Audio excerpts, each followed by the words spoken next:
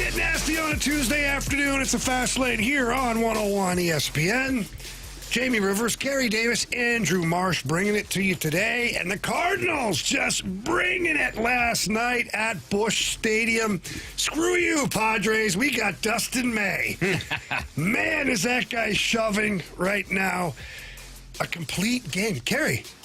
What's that? They call it a CG. That's illegal. All the cool kids are calling it a CG. Well, you're not allowed to do that in baseball. Yeah. You got to go 5 innings and get to your bullpen. That's the American way. Yeah, or you throw a one-hitter. What? Yeah, one-hit complete game. So that's 2 games in a row now. Dustin May has given up 1 hit. Now, the last one was not a complete game, correct, Marshy? That's where he was at. He had a no-hitter. No, 2 games ago. Yeah. 2 or 3 games ago, yeah. Yeah, you know what, Carey? I was way wrong. My bad. That's okay. Well, we're about stats and facts here. We don't want someone texting in saying Jamie don't know what the hell he's talking about. 1 game, 2 game. 3 games. Whatever. Tomato. He's been good lately. He's been really good. Okay? He's been great, actually. Watching him shove last night was pretty wild, man. I mean, to think about where the season started for Dustin May. And now to look at him pitch 9 innings, 1 hit, 1 walk, 9 Ks. I mean, unbelievable. 101 pitches. I mean, that sounds like a real pitcher to me. And I mean, who'd have thunk it? The thing, I mean, he's given up 0 earned runs in his last 2 starts. You mentioned the start against Milwaukee where he had a no-hitter going. Last night he had a perfect game going. I think he walked Tatis and then, gave up the 1 hit. But a complete game, a 1-hit complete game, 9 strikeouts. I mean, this guy has been playing and performing outstanding. It's so fun to watch. I think this is the version of him that the Cardinals expected. We all knew that he had the talent. He's an extremely talented pitcher, extremely talented player. Dealt with some injuries, freak injury over the last couple of years, and now completely healthy, performing. It took him a while. It was a little bit of a slow start in March and April, but now performing extremely well, and I think it's outstanding to watch. It's fun to see that for him and for the Cardinals. Well, you talk about the rough start. Dustin May currently has 9 quality starts. The leader, by the way, is Christopher Sanchez having 11. So you talk about those 2, we'll call them throwaway games at the start of the season because that was just terrible to watch. I think his ERA was, 14 or something coming out of those 2 games? Just not great at all. And here he is now with 9 quality starts, a 1-hitter. That was a no-hitter turned into a 1-hitter a couple of games ago where he got taken out. And then last night, the complete game, 1-hit shutout. Yeah, it was awesome. A team effort, too. Like, he was dominant on the mound, but how about the defense as well? Mason Wynn making a couple great plays. The one that he turned by himself, the double play where he steps on the base and just fires his seed over to first base. That was awesome to watch. Like, you're seeing great defense. Lars Nootbaar earlier in the game with a diving play in left field. That was a great catch, man. If he misses that, oh, boy. Yeah, exactly. But Jimmy Crooks coming up big. 2 outs. The Cardinals with 2 outs last night. They were fantastic. Well, that's the thing is the Cardinals now, I feel like we've said this for like 4 years now, somewhere in the ballpark of that, to where if the Cardinals had some more consistent pitching, they don't always have to put up the 8-9 runs in a game. You get 3 runs last night. That's more than enough. More than enough. In the bottom of your lineup now, Mason Wynn, Jimmy Crooks, Blaze Jordan, Nathan Church. Now, Jimmy Crooks, Mason Wynn with 2 hits yesterday. Jimmy Crooks with a big hit, 2 RBI, a walk for Nathan Church. But that bottom of the lineup now, it's not a throwaway. It's just not a throwaway.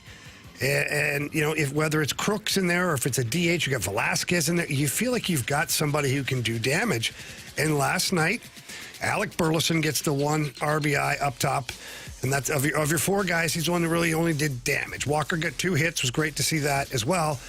But the bottom of your lineup, Jimmy Crooks with the big knock, getting the 2 ribbies, and then Dustin May just slamming the door shut. What does this change for you guys? Does it change anything at all? Because, we were sitting here last week, CD, and I think Marshy was the only one amongst the 4 of us, including Anthony, that was like, well, I don't know about trading Dustin May. And I will stand on the top of the hill and say, I'm keeping him, But if you want to throw me a ridiculous offer, I won't listen. Like Anthony said, if you know you're clearly winning the trade, you make the trade. But apart from that, I don't think I'm actively pursuing a trade at this point. Well, you could trade him and get him back in the offseason, right? Either way. That's a dangerous game to play. It is, but depending if he goes elsewhere and realizes that, the grass is greener, or if he has an appreciation for St. Louis and the time here, and you're saying, hey, we're going to give you a chance to go sign with the team and win a championship, I'm all for whatever makes the most sense.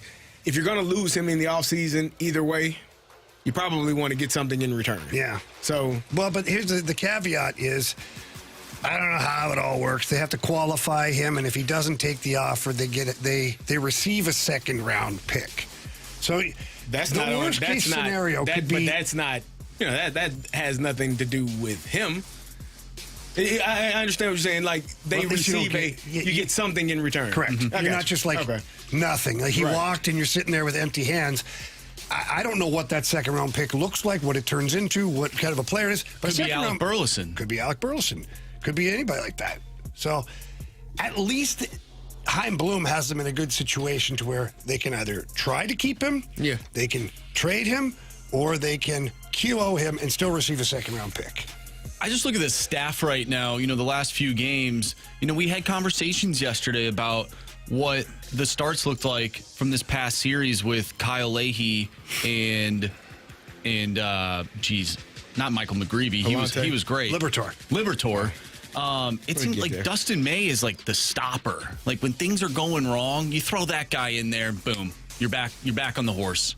Honey, he is undoubtedly a number one pitcher. I'm not giving him ace status. He's this club's ace right now, but he is dominant. You mentioned the quality starts. Christopher Sanchez with 11. Other names in that 11 to 9 range: Ohtani, Yamamoto, Alcantara, The Miz, Chris Sale. A ton of other names too. Michael McGreevy's up there. Yeah. With 9 quality starts as well. He's having a great season. But Dustin May has solidified himself as a number one in my eyes right now. And to take that out of the starting staff, I don't know, man. I don't know how the offense is so good. It'd be a shame to kind of throw that away. And you have to score 9 runs every time out. I don't disagree. We'll see what Chaim Bloom ends up doing. It's going to be interesting to see it kind of develop over the next little while. But the Cardinals are good again.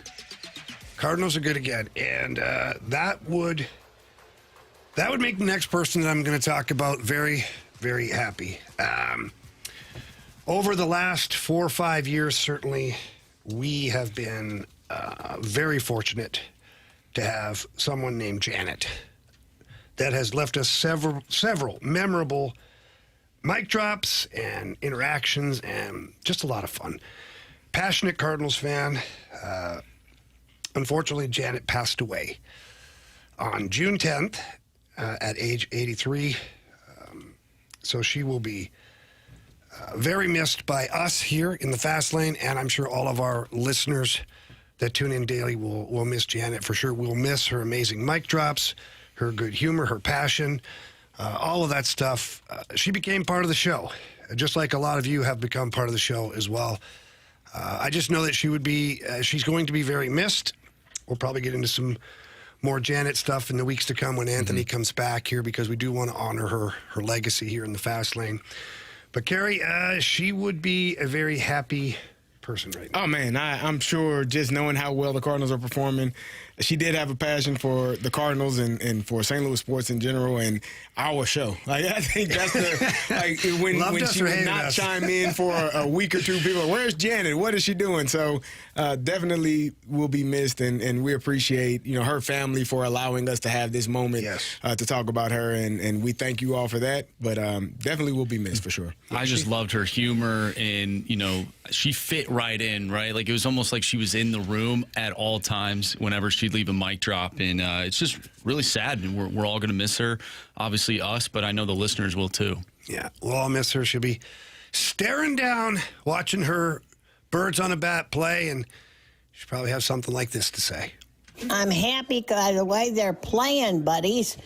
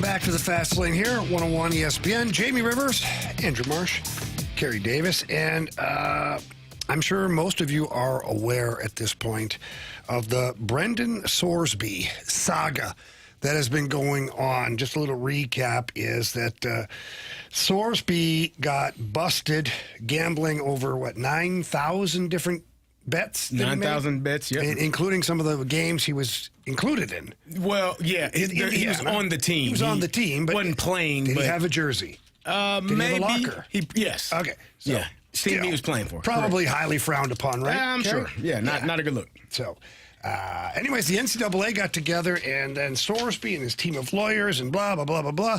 Lo and behold, it ends up where they said, okay, he can play for now. We're going to do an appeal. We'll revisit this. We're going to kick the can down the road. Revisit it after the national championship game, after the season's over, Jamie. But we'll make sure we get this ruling taken care of. Yeah, kind of like the Jim Harbaugh. Yeah. Where they got the ruling after the national championship. I mean, you got to take care of things. First things first. Well, the Big 12, by the way, has said, screw you. We are not happy with this ruling because this player should not be in the lineup. He shouldn't be able to play while it's being appealed or investigated again. And in fact, Texas Tech was the only team that surprise. Said they were okay with it. I know, CD, you've been keeping close tabs on this. Give us a little bit of an update. Well, the Big 12, obviously, they filed a lawsuit against Brendan Sorsby and Texas Tech, saying that they did not want this to partake in their league. They didn't want to be looked at because you started to have other leagues and other people saying, we won't play Texas Tech in these sports. And then it kind of filters and falls at the feet of the entire conference, because now you're looking at, well, why are you allowing this player who has gambled and been caught to being allowed to play? Well, he admitted it, too. He admitted it. So Texas Tech was kind of under a lot of scrutiny, and so was Brendan Sorsby. And so what Brendan Sorsby did was, you know what, I'm going to enter the supplemental NFL draft. And for those that don't know what that is, it's essentially, so you have your normal spring draft, which is, everyone knows, the NFL draft, and then there's a supplemental draft. And the supplemental draft is basically for players who were not eligible or did not participate in the normal draft. But the draft hasn't happened yet. The draft happened in April. Oh, okay. That draft. So the normal draft happens next year. No. The normal draft happens in the spring. So if a player is not eligible for that draft for whatever reason, they don't submit their name, and then come to find out after that draft that they will not be eligible for the upcoming college season, they can then submit their name into the supplemental draft. Gotcha. So that could be for academic reasons where you are suspended for the upcoming college year, disciplinary reasons, or in this situation, gambling. So Brendan Sorsby has to submit his name, I believe, by June 28th or June 20-something to be eligible for the supplemental draft. And so the supplemental draft basically works as an auction. Every team has an opportunity to pick them, and they'll run through the teams. Do you want to, whatever draft pick you offer? So let's say you are the Detroit Lions. You say, you know what? We'll offer a 5th-round draft pick for Brendan Sorsby. And then me, the Pittsburgh Steelers, say, you know what? I can do better. I'll offer a 3rd round. Who are you pick. offering a 3rd round to? You're offering your 3rd round pick for the following year. So you're sacrificing a future pick in the 2027 draft to draft this player now. So said player becomes that pick. There you go. Gotcha. So you're losing out on that draft pick for 2027. You say, I'll give a 5th round pick in 2027 draft. I say, no, I'll offer a 3rd round. And Marcy said, no, the Vikings, we'll take them in the 1st round. Probably there's some fans out there that are like, how about this guy? There you go. So now the Vikings, per se, have Brendan Sorsby as a 1st round. They'll lose their 1st round pick for next year, and he becomes the player on their team. Now, the thing about it is, what a lot of people, he was the number one transfer. He was the number one quarterback in the transfer portal this year. Question. Yes, sir. If someone offers a 1st round or a 2nd round pick, does he automatically get that money? That I don't know how that I don't know Do you how know what that. I'm saying? Yes, I don't know if it's slated in the same. Okay, I would assume not. Okay. I would assume. I don't know how that works in terms of, because you're not slotted in a certain spot. Get Roger Goodell on line. Get him on the phone. But either way. Hello, Roger? Yeah. Once that player is selected, if he is selected, then he goes to that team. That team loses that corresponding draft pick for 2027. And a lot of people do believe that talent-wise, I forget who I was listening to earlier. It was on Get Up with Mike Greenberg, and they were talking about if he were to come out in this 2026 draft, this past draft, he's probably the 2nd quarterback taken. Probably, yeah. Ty Simpson probably doesn't go to the Rams as high as he does. That's how highly people think of him in terms of his talent. And most people may not have seen him play. He played at Cincinnati last year. He was at Indiana, then at Cincinnati, then just transferred to Texas Tech. Again, was the number one quarterback in the transfer And they had a hell of a portal. year, too. So there were high expectations for him as a player. And with all the mess going on, I think he said, you know what, it's too much of a risk to try to wait it out to see if I can play at Texas Tech this year. Let me enter the supplemental draft, and hopefully a team will land and say, yeah, we'll take a flyer on him and see if we can get him in our organization, our program, and how well it can go. I think it's very smart of the young man.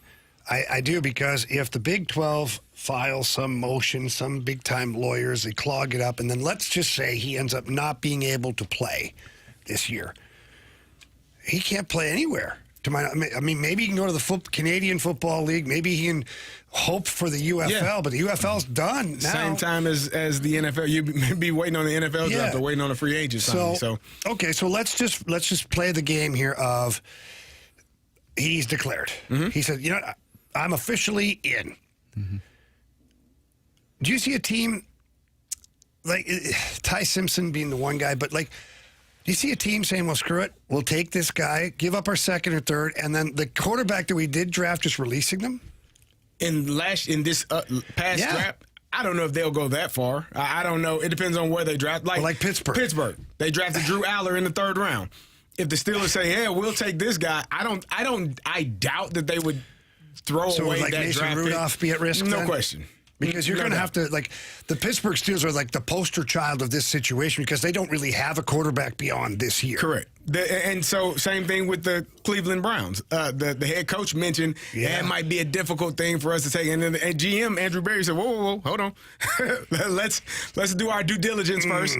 So if they were to go out and bring in a Brendan Sorsby, Dylan Gabriel is probably the guy on the chopping block. So, you know, because Deshaun's got one Deshaun has got one more year. You thought Shedeur Sanders played pretty well in his opportunities last year, but this is pretty fascinating to see how this all plays out because it was going to be a headache for Texas Tech. It was going to be a headache for the Big 12, and Sorsby made a decision that is going to help both parties. Like, okay, I'll just remove myself and give him a chance to hopefully play this upcoming season where it was kind of up in the air with Texas Tech and the Big 12 and how that was going to all shake out. Yeah, this is an interesting wrinkle, man, because he's obviously good enough to be drafted in the NFL. Obviously. He had a great year last year. Texas Tech, we all saw that story. They didn't get the job done, but that's the best team they've had in a really, really long time, maybe ever for that matter. If history tells me the right way, but who knows? Maybe I'm wrong. Not a Texas Tech fan. You ain't been keeping up with the Red Raiders? Not really, just a little bit. Man. But it's interesting because now a team, we'd have to peruse the teams. He's at Cleveland, Pittsburgh, maybe a team like Minnesota. Maybe they look at him and say, he's better than J.J. McCarthy. Maybe a team like the Jets. Maybe the Jets. They have their franchise. Nah, they got a guy. They got a guy. But there are a number of teams. Again, if you offer a 7th-round draft pick and nobody else offers it, and he falls to you for a 7th-round pick for next year, I think there are a bunch of teams that would be willing. Where would he fall in next year's QB class? That's the thing. I don't even know how that works. He's going to have, if he doesn't play this year, he's going to have an entire year off of not playing, alongside with the gambling concerns that are probably the reddest of red flags. So I don't know where he would end up in next year's. It might be in the same spot, 7th round or free agent. Yeah, I just wonder because sometimes the player has to roll the dice a little bit, and if he's. Well, I guess if he declares for the supplemental, he's binded to that, right? Yes. Like if a team say he can go back and play at Texas Tech after this. After he makes this decision. No, let's say it's something else. Like he plays arena football or Canadian Football League.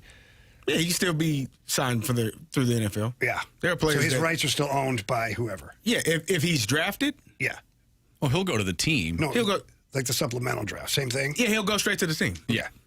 I believe Terrell Pryor did that. I believe so back as in well. the day. He was a part of the supplemental draft, and he got suspended. I think it was a suspension over signings or autographs or things like that. Crazy how things change. Yeah, man, things are different now. Mm-hmm. But yeah, he ended up going to the Raiders. Correct. The Raiders. That was the first time I think that happened when I was in high school. The first time that I found out about the supplemental draft because you really don't hear about it all too much. It's not something that is often used, and most players obviously want to be drafted in the normal draft, so they submit their names, and it's only in unfortunate situations where a player is going to miss the upcoming collegiate season that they say, okay, crap, I gotta get this supplemental draft. I gotta submit my name for the supplemental draft so I don't miss out on any time. Well, it's going to be interesting to see what shakes out in the Big 12, the NCAA, as well as with Brendan Sorsby. We'll keep tabs on it, and when we find out something, we'll certainly let all you listeners know as well. Coming up next here in the Fast Lane, we're going to have a little Andrew Marsh and What's Trending here on 101 ESPN.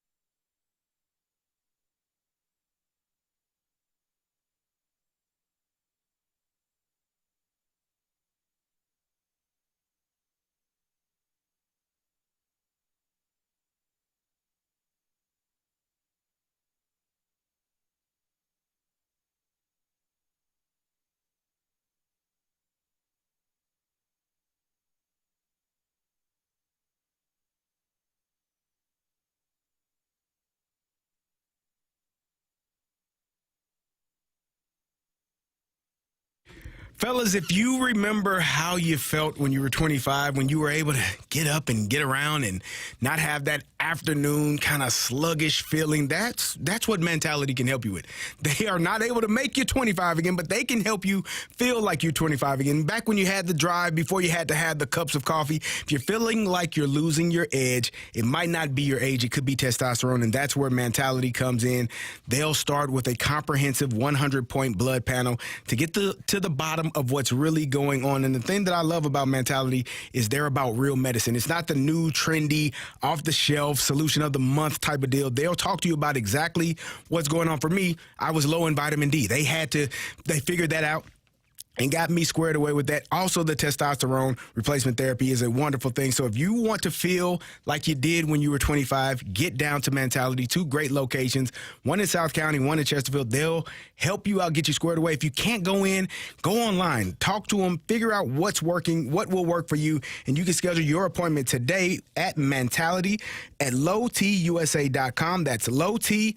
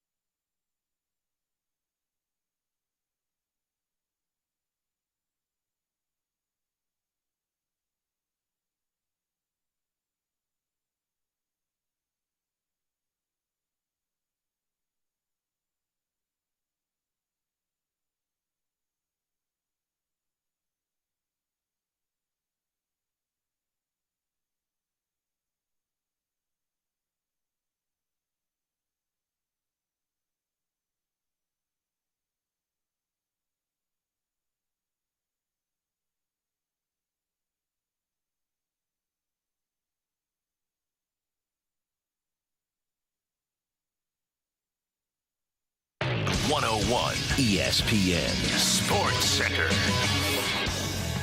I'm Andrew Marsh. It's time for a Sports Center update brought to you by Saliga Heating and Cooling. The Cardinals win last night over the San Diego Padres by a final score of 3-0. Dustin May with a one-hit complete game shutout. He was dominant last night. The Cardinals look for another win tonight as Andre Palante will take the mound. First pitch is at 6:45. I'm Andrew Marsh, and the Sports Center update is brought to you by Saliga Heating and Cooling, a Daikin heating and air conditioning dealer.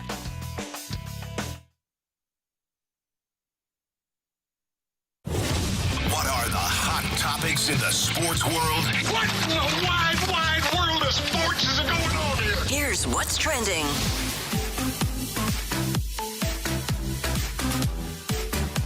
Welcome back to the Fast Lane here on 101 ESPN with Jamie Rivers and Carey Davis. I'm Andrew Marsh, and it's time for What's Trending. Gentlemen, the most hated man in Major League Baseball hit for the cycle last night. Boy. That's right. Pete Crow Armstrong hit for the cycle and then immediately was picked off at first base. He got the single and then immediately picked off at first base. Yeah, while they were giving him a standing ovation. Yeah. Yeah, good for him. Why is Pete Crow Armstrong hated so much? Oh, Gary, What have did you he do? spent 5 minutes watching him? He plays with great intensity. He's also a complete Diamondback. He's a Cub, Jamie. He I plays know. for the Chicago Cubs. Yeah, He's not an Arizona Diamondback, man. What's wrong with you? He's a very easy guy to not like, and you can just kind of do your homework, and you can probably come up with that judgment Because yourself. he said something No, not just that. There's a to separate. a fan. There's a lot of things. We've Gary. all said things to fans. I don't know about that, though. That's Maybe not tough. that. Just dive into it. I'll do some research. Yeah. Well, But, what kind of bad guy is he? Is he just a terrible dude? I don't know. I don't think he's a terrible dude. Like, I've listened to his post-game stuff. Like, he's an interesting fella, that's for sure. I just, he's a Cub, and Cardinal fans aren't the only fan base that don't like this guy. There's just something about him that makes him a great villain in baseball. And here's the thing, he's good at baseball. I'll admit it. He's a good player.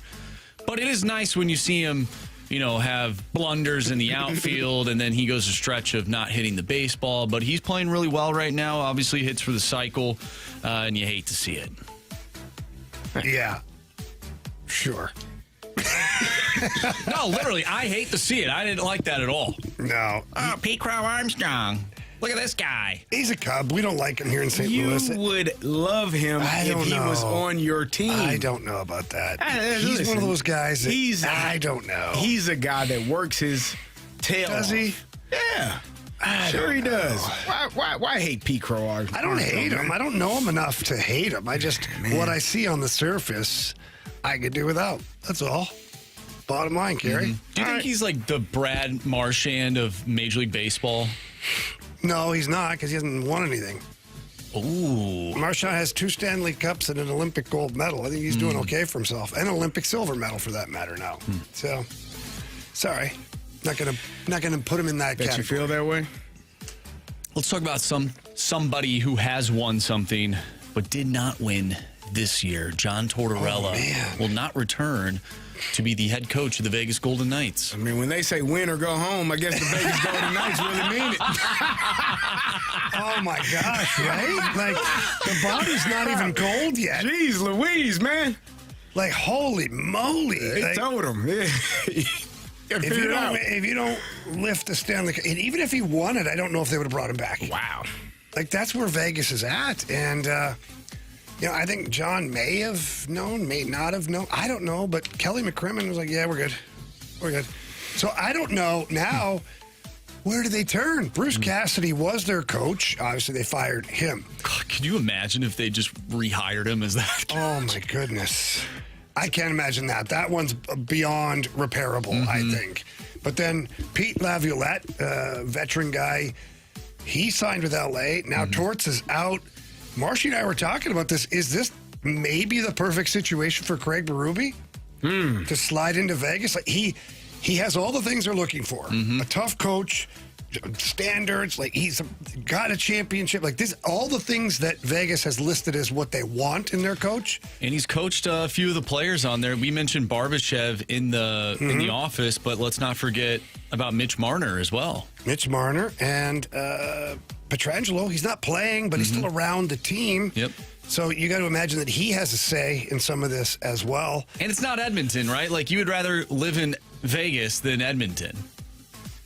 You mean... For Berube. Oh, yeah. My goodness, it's not even close. Get a nice place out in Summerlin, Nevada. 2 minutes from the practice rink. You take your golf cart over there, CD. It's the life. No state tax. You know, it's pretty good. It's pretty good for a guy like Craig Berube. I think Chief's phone might be ringing at some point. We'll see.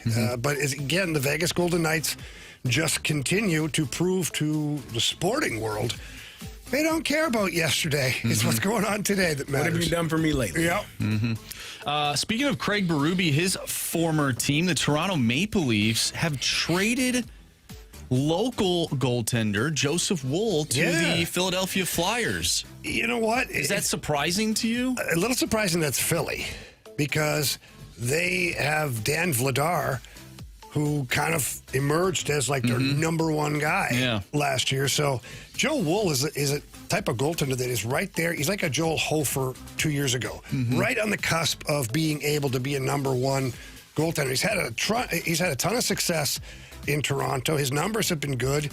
He has had some injury issues and some other things go on as well.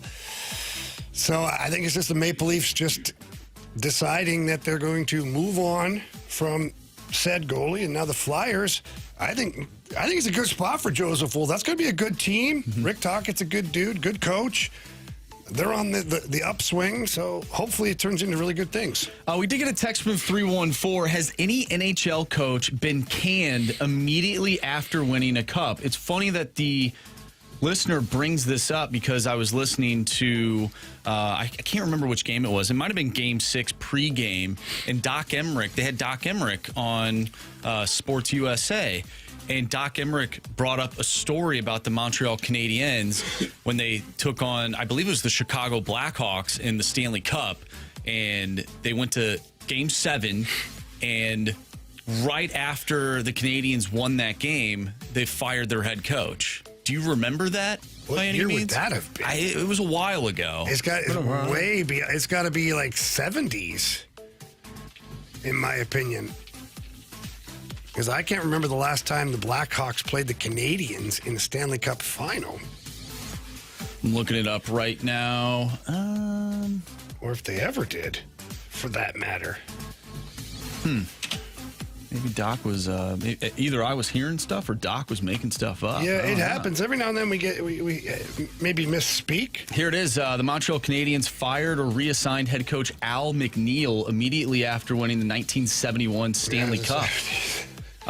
There was some friction with him and star player Henry Richard, media pressure and management shifting plans. So let's see if that was the Chicago Blackhawks, though. But, yeah, there's your answer. Yeah, well, and then let's not forget that Barry Trotz won a Stanley Cup with the Washington Capitals and then jumped to the Islanders right after because he was a free agent. The Capitals kind of let him play it out of his contract because they're like, oh, we'll see. He won the Stanley Cup. And he's like, I'm out of here? Yep, see you later. Yeah. They did take on the Blackhawks. Is that 71, right? 71. Yeah, it feels like yesterday. Yeah. Man, it was a good year for my brother. I wasn't alive yet. All right, that's what's trending here in the fast lane.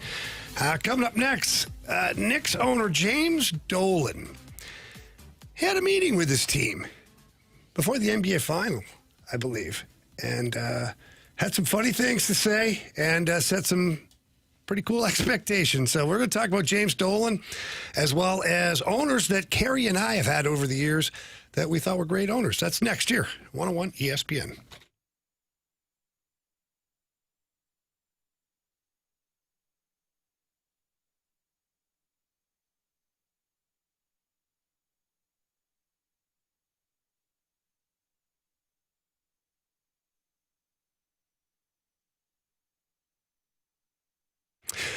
Urban Urban Chestnut, they just continue to roll out great beers.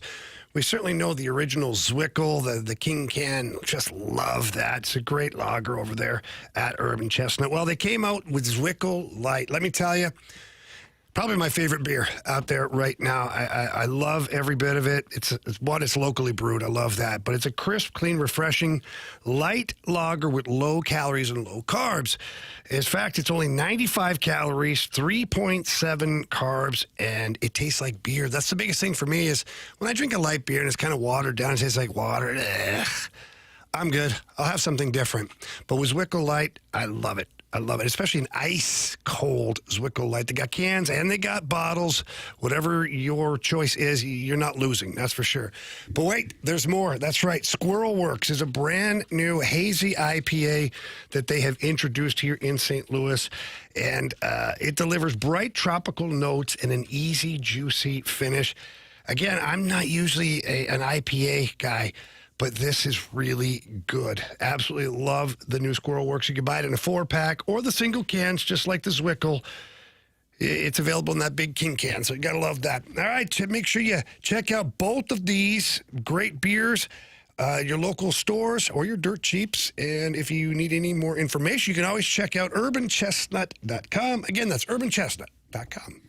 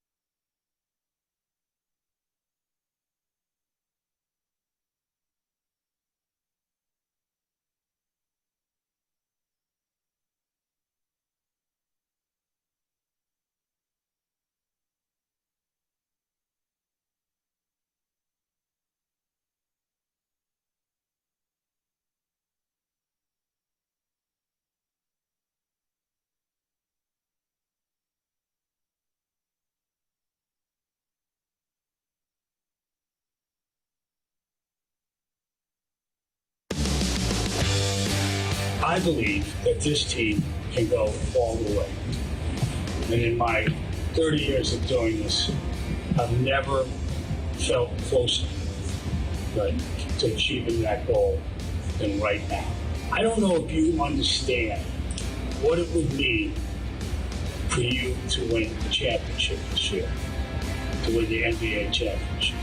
It would be life-changing for all of you. It will stick with you the rest of your lives. And if you don't win, you'll be thinking about it the rest of your lives. Why I'm here is because we have 10 weeks in your life to achieve something that will stay with you the rest of your life. Well, that was Knicks owner James Dolan talking to his team before the playoffs? Yeah, before the start of the playoffs. Before the start of the playoffs with some really good stuff, some interesting things there. So let's break that down. Carey Davis, Jamie Rivers, Andrew Marsh. It's a fast lane here on 101 ESPN. And Carey, this is your baby. Yeah. You brought this to the table, and understandably so. So you hear that first quote when he talks about how winning this NBA championship will change your lives forever, and then losing it will also change your life forever. Yeah, and he's not wrong. Like there, especially there, like a team that hadn't done it in 53 years. There are generations of people that never saw a Knicks championship, that never saw their favorite team hoist that Larry O'Brien trophy. And so the way that it changes your outcome, your outlook, your trajectory of life, if you're able to win it, he's speaking on it. And the thing that I think that probably weighed more on the players, when you have, let's say, Jerry Jones, for example, who's seemingly always in the mix, in the middle of things, talking in front of the cameras, doing this, doing that, it probably doesn't carry as much weight as a person that may not be around and having those conversations nearly as much. And so when you're having an owner kind of, hey, man, this is life-altering. 10 weeks. And think about it. All I'm asking for is 10 weeks of your time to sacrifice and let your families know. He also mentioned, I don't know if we played it, but he also mentioned Okay. Okay. Okay. Why don't we do this? I know where you're headed. Yeah. You're headed for the 10 days of sacrifice? Well, you can go to that one and what he would do for those that were also sacrificing with the players. All right, so here's James Dolan talking about a few more suggestions for the team as they're rolling towards a championship. You're going to have to give more now than you've ever given before to this team and to your careers. And the big word is sacrifice. You're going to have to sacrifice if you want to achieve this. You have to have a discussion with yourself about what these next 10 weeks are. Because it's only 10 weeks. It's not a long time. But if you can now focus yourselves, sacrifice everything around you for these next 10 weeks to win that championship, I believe you can do it. I've seen you do it this season. And you've seen yourselves do it. You know you can do it. I believe you know you can do it. But will you do it? For the next 10 weeks, this has just got to be all about us and about how we play. It's not who we play, it's how we play. Because I believe this team can beat anybody in the NBA. We've already shown that we can. So it's not who we play, it's how we play.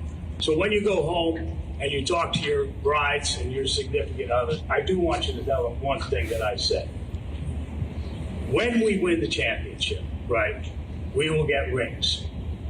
And when we get rings, so will they. I will buy a ring for each one of your significant others because their contribution is going to be very important to this team winning. Wow. All right, so kind of get goosebumps. Yeah, like, I that was gotta a great digest speech. that I didn't for a think second. like James Dolan. I didn't think he had that I kind didn't of either. I didn't I think he either. had it in him. I thought he was just some big a-hole with lots of money. Man, that's what it is. But when you don't talk, I want to play for the Knicks. Carey, call him. Okay, I'll get him on the phone. My friend used to work at MSG. I'm sure he got his number. Hello, Mr. Dolan. Get on the line. He does. You get goosebumps. You get chills. You want to run through a wall while he's talking. You're like, and to put it into perspective, it's like it's only 10 weeks, and it's not about who we play. It's about how we play. And the Knicks did that. It wasn't about who they played. They lost 3 games the entire NBA playoffs. 3. And 2 of them came in the first round in the first 3 games. Yeah. They lost 3 games all playoffs long. They swept the Cavs. They swept the Pistons. They swept those 2 teams and lost 1 game in the NBA Finals, and they lost 2 games to the Atlanta Hawks in round 1, which everybody was like, what the hell is this? Oh. This team is, what are they doing? They were sleepwalking the first 3 games, and then they figured it out. And so you're hearing that, and you're like, man, it's simplifying something that seems so difficult to do, but oversimplifying, just making it as easy as possible and explaining it in real, terms, layman's terms. 10 weeks, man. Give me everything you got for 10 weeks. Sacrifice some of the things that you normally do, staying up late, hanging out, doing things that have nothing to do with playing basketball. Mikal Bridges even mentioned it. 10 weeks, he mentioned, hey, without sex. That's a sacrifice for everyone. That's why your spouses and your significant others will get a ring, too. If you're able to do this, I don't know if they did it.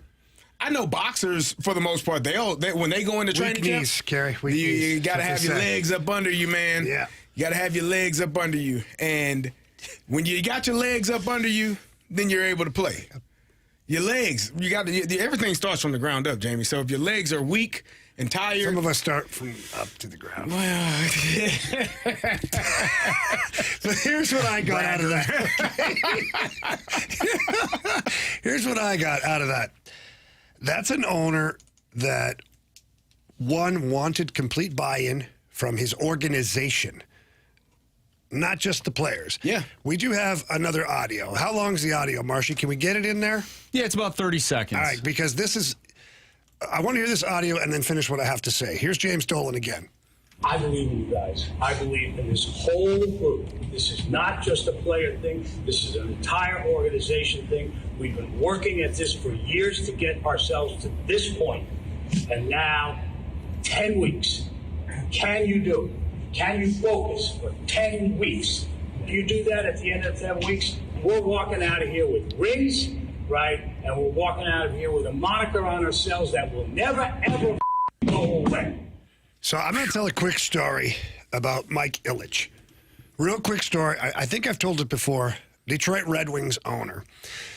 And he was by far the best owner I ever had as an individual. There's groups of ownerships and all this stuff. But Mike Ilitch, obviously the sole owner of the Detroit Red Wings, he would come in after training camp and he'd give a quick speech, Carey. And it's a lot like that. Yeah.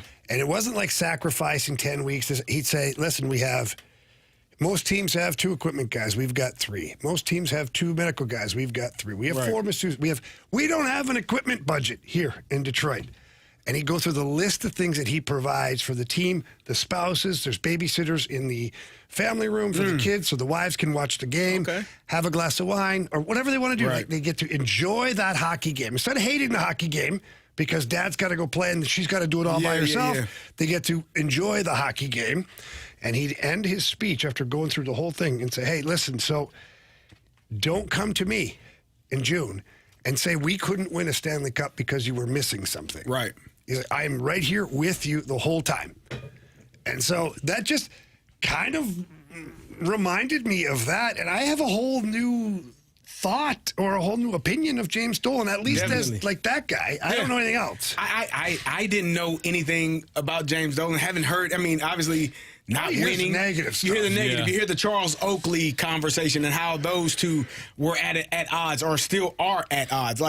But to hear him talk like that, you're like, okay, I might be able to. Behind that. I might be able to play for that guy. Like you want everyone that is obviously the guys in the locker room and the coaches. We're all fighting the same battle. We're all going in the same direction. But everyone in the building is pulling that rope in the same direction, it just makes life that much easier. And I was telling you, Mr. Rooney, the same thing with the Pittsburgh Steelers. His office was always open. Before he passed, he was one of the most open and caring and compassionate people. The Steelers organization, $1 billion organization, was run like a family organization, like a mom and pop. Mom and pop. Like it might be 10 of us here. No, it's hundreds of people here. Yeah. But Mr. Rooney made you feel important. Like undrafted rookie. Come on in the office, man. What's up? Yeah. What do you want to talk about? Illich was the same way. It's amazing how they all have these characteristics, right? Come sit down. What's going on? How you doing, Carey? I'm good, Mr. Rooney. How are you? Just chilling. Everything's good. Man. You're like, this is the owner. This is the owner of the organization. Mr. Illich used to invite the injured guys with the healthy scratches. In the first period, it was mandatory to go up to his suite. Him and his wife, Marion, would be sitting up there, and they'd have food ready for us. Wow. And talk and whatever. But it was not like, hey, you're playing bad or you're in a slump or you're in the dog. No, it's come on up. You're going to hang out with the owner. You're part of the team. Yeah. You're part of the family. I remember him telling me one time, because I'd been scratched in Detroit for when I first got there, my very first year, like, I don't know how many games in a row. And I'm up in the owner's suite because mandatory to go up there. And he said, hey, kid, we're going to need you at some point this year. We are. This team can only win with all of us. Right. And he said, so don't get angry. Keep working. They like you. The coaches talk about you. He goes, we're going to need you at some point. Yeah. That's important. I went on to play like 50 games in a row after that. So it was like... It's important to hear that, though. Well, the owner, right? Yeah. Even if he was lying to me. Well, and what James Dolan said, my favorite part of that whole audio piece was it's not about who we play, it's about how we play. Mm-hmm. There's confidence in that statement. And it's not like the Knicks had an incredibly easy road to winning their championship. Detroit was, if I'm not mistaken, Carey, the number 1 seed in the East. Yeah. So, and they disposed of them. They did. The way that actually they didn't play Detroit. They played the Sixers. That was my mistake. They played. That's right. Okay. They beat the Sixers in 4 games. I forgot who Detroit played, but they beat. They the Hawks. lost to the Cavs. Yes. Who beat the number 1 team, and then you swept the Cavs, a team that was one of the best teams last year in the NBA. Yeah. So, it just goes to show you, like Jamie said, when you have ownership group, when everyone buys in and you hear James Dolan talk like that, and he's putting it in real terms, in real perspective, like 10 weeks is not a long time. Mm-hmm. It's not in the grand scheme of things when you've already been doing it for, 4 months, 5 months prior to that. 10 more weeks is all I'm asking of you, to give me your best, and that's what the Knicks did. They gave their best every single night. And they were able to finish in the way that they did. It was an outstanding series for the Knicks and for the city of New York. Yeah, it was. And I will forever remember what James Dolan just said and the fact that they went on to win it. Mm-hmm. All right, Marsh, do you want lineups out? Do you want to do that? Do you want to do a quick fill in the blank and then come back with the lineup? No, let's do the lineup game. All right, we're going to hit you with the lineup next here on 101 ESPN.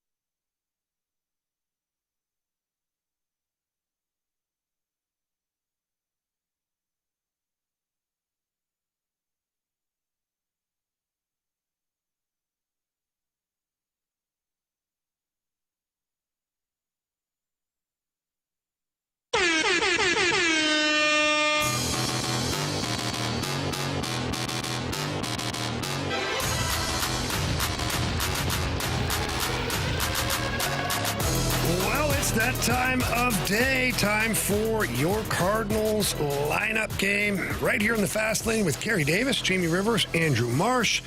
Andre Palante on the bump for your Redbirds, and our guy King. What do we got here? Michael King. Michael King. Yeah, he throws wiffle balls out there. Well, let's see here. He is a right-hander, Carey, so that's the old RHP. Yeah, you know me. There we go, baby. All right, Carey, I'm going to let you start this one off. Show us J.J. Weatherholt. What's the best kind of firework to buy? Wouldn't you like to know, Weather Boy? Okay, I don't see, although he went hitless last night and cost me my beat the streak. Show us Ivan Herrera. What's your favorite position? Designated hitter. That's cool with me. It's not my favorite, but I'll do it for you. Show us Alec Burleson. There we go. He's not some magic star. What? You're insane. He's a huge star at this specific sliver of time. So I don't think it's here. Can I ask who's pitching for the Cardinals today? Andre Palante. Okay, I just make sure. I didn't hear you. I heard you say Michael King. I didn't hear anything else, man. Right before I said that, I said Andre Palante. Jamie, I wasn't listening. You know about that. It hurts my feelings. Yeah, you'll be okay. No, I really won't. I'm sorry No. I don't want you sorry. that you feel How that about you way. just be better? You want me to listen better? I need 10 weeks of you, okay? I need your best for 10 weeks. Will we get something at the end of this 10 weeks? Yeah, Do we? Remember we're sacrificing? What are we I'll give sacrificing? you that. I'll pass. I'm good. Okay, my original question was, at what point does Ollie start resting some guys? I'm not suggesting he's resting Walker today, but the Fab Four here who have started, because I think this is going to be J.J. Walker here. JJ? Good times. Dynamite. Jordan Walker. I looked at, look at this. I looked here at J.J. Walker. Remember that show, Good Times? Hell yeah. Oh, my God. I used to love that show, too. JJ. That dad was no messing around. No, he was... James Jonah Jameson. Yeah, he Wasn't was... that no, that wasn't it. That wasn't was it. That's from Spider-Man. Spider-Man. Man, I'm all screwed up. Show us Jordan Walker. That one touched the ground. Oh, my gosh. Yeah. What's going on there? I'm just fixing something that's been bugging me. Wait a minute. What have we here? He's a menace. Holy moly. All right, go ahead, Carey. I screwed all that up. Show us Lars Nootbaar. Come on, man. Captain, There you go. He's had enough rest. What? No? Some things like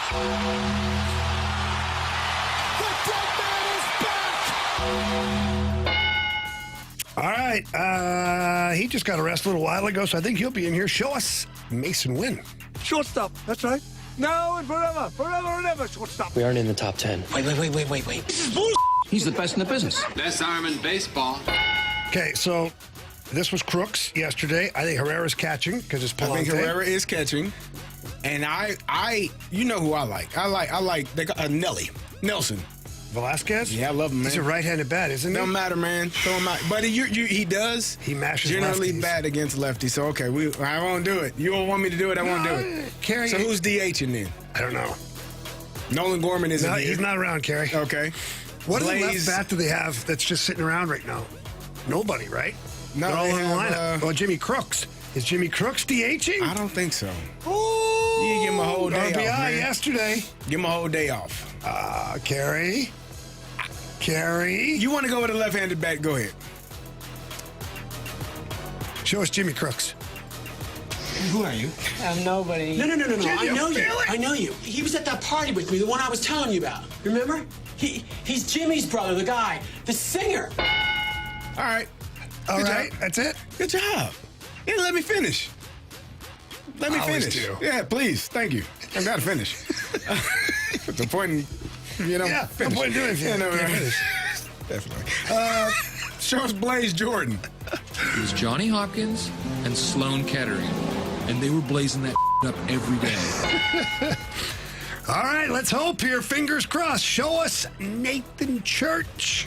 I believe in the Church of Baseball. I've tried all the major religions and most of the minor ones. It's two in Two a row. for two. It's two in a row. I wasn't going to say it. I wasn't going to say it, but Mr. Penthouse isn't here. Marshy's right. Before the show, Marshy said, when Anthony's not here, we do way better. He did actually say that. He's like, you guys kill it when Ant's not here. Yeah. Like, I didn't believe him, but now I'm starting to believe. Starting to believe now, too. He's right. 2 for 2, Marshy, man. good call. Yep. All right, run it, Marshy. Well done. Proud of you. All right, leading off, second baseman J.J. Weatherholt, batting second and catching Ivan Herrera. Batting third, playing first base is Alec Burleson. Your cleanup hitter in right field, Jordan Walker. Batting fifth in left field, Lars Nootbaar. Batting sixth, the shortstop, Mason Wynn. Batting seventh, the DH, Jimmy Crooks. Batting eighth and playing third base is Blaze Jordan. And batting ninth in center field, Nathan Church. Back.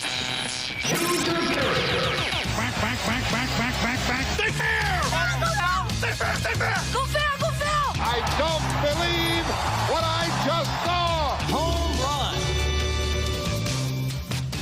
run. All right. Nobody got one yesterday, did they? Nope. All right.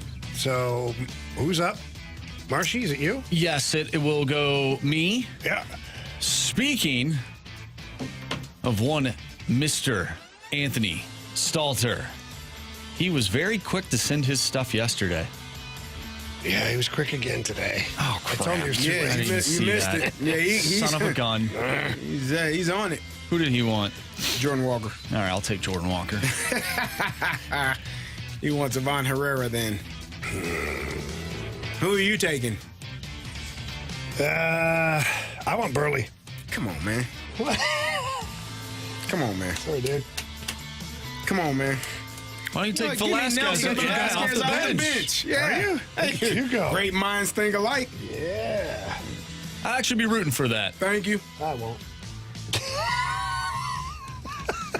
Such a hate. Actually, the more I think about it, if that is Yeah. a thing that they need to do, that means the Cardinals aren't winning by 6 runs, which will bother me.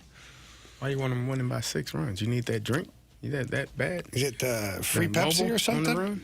Free beverage? No, I just, I don't want the, I just. Is 6 your number? Like, is that? No. It's just, it's a comfortable lead. It's comfortable. Yeah, I'd rather have a 6-run lead than like a 2-run lead, and then all of a sudden it's a why tie would you want game. that? I'd rather pay more money for a bunch of players and have the same record as a team that Jamie, it's not very smart, Jamie. You're way too business savvy to talk like that, sir. It's a dumbass idea, actually. Let your Cardinals line up. They got the Padres in town tonight. Exciting times to be a Cardinals fan. Coming up next here, we're going to talk about the Cardinals being overlooked, probably being seriously disrespected. We'll talk about that here in the Fast Lane on 101 ESPN.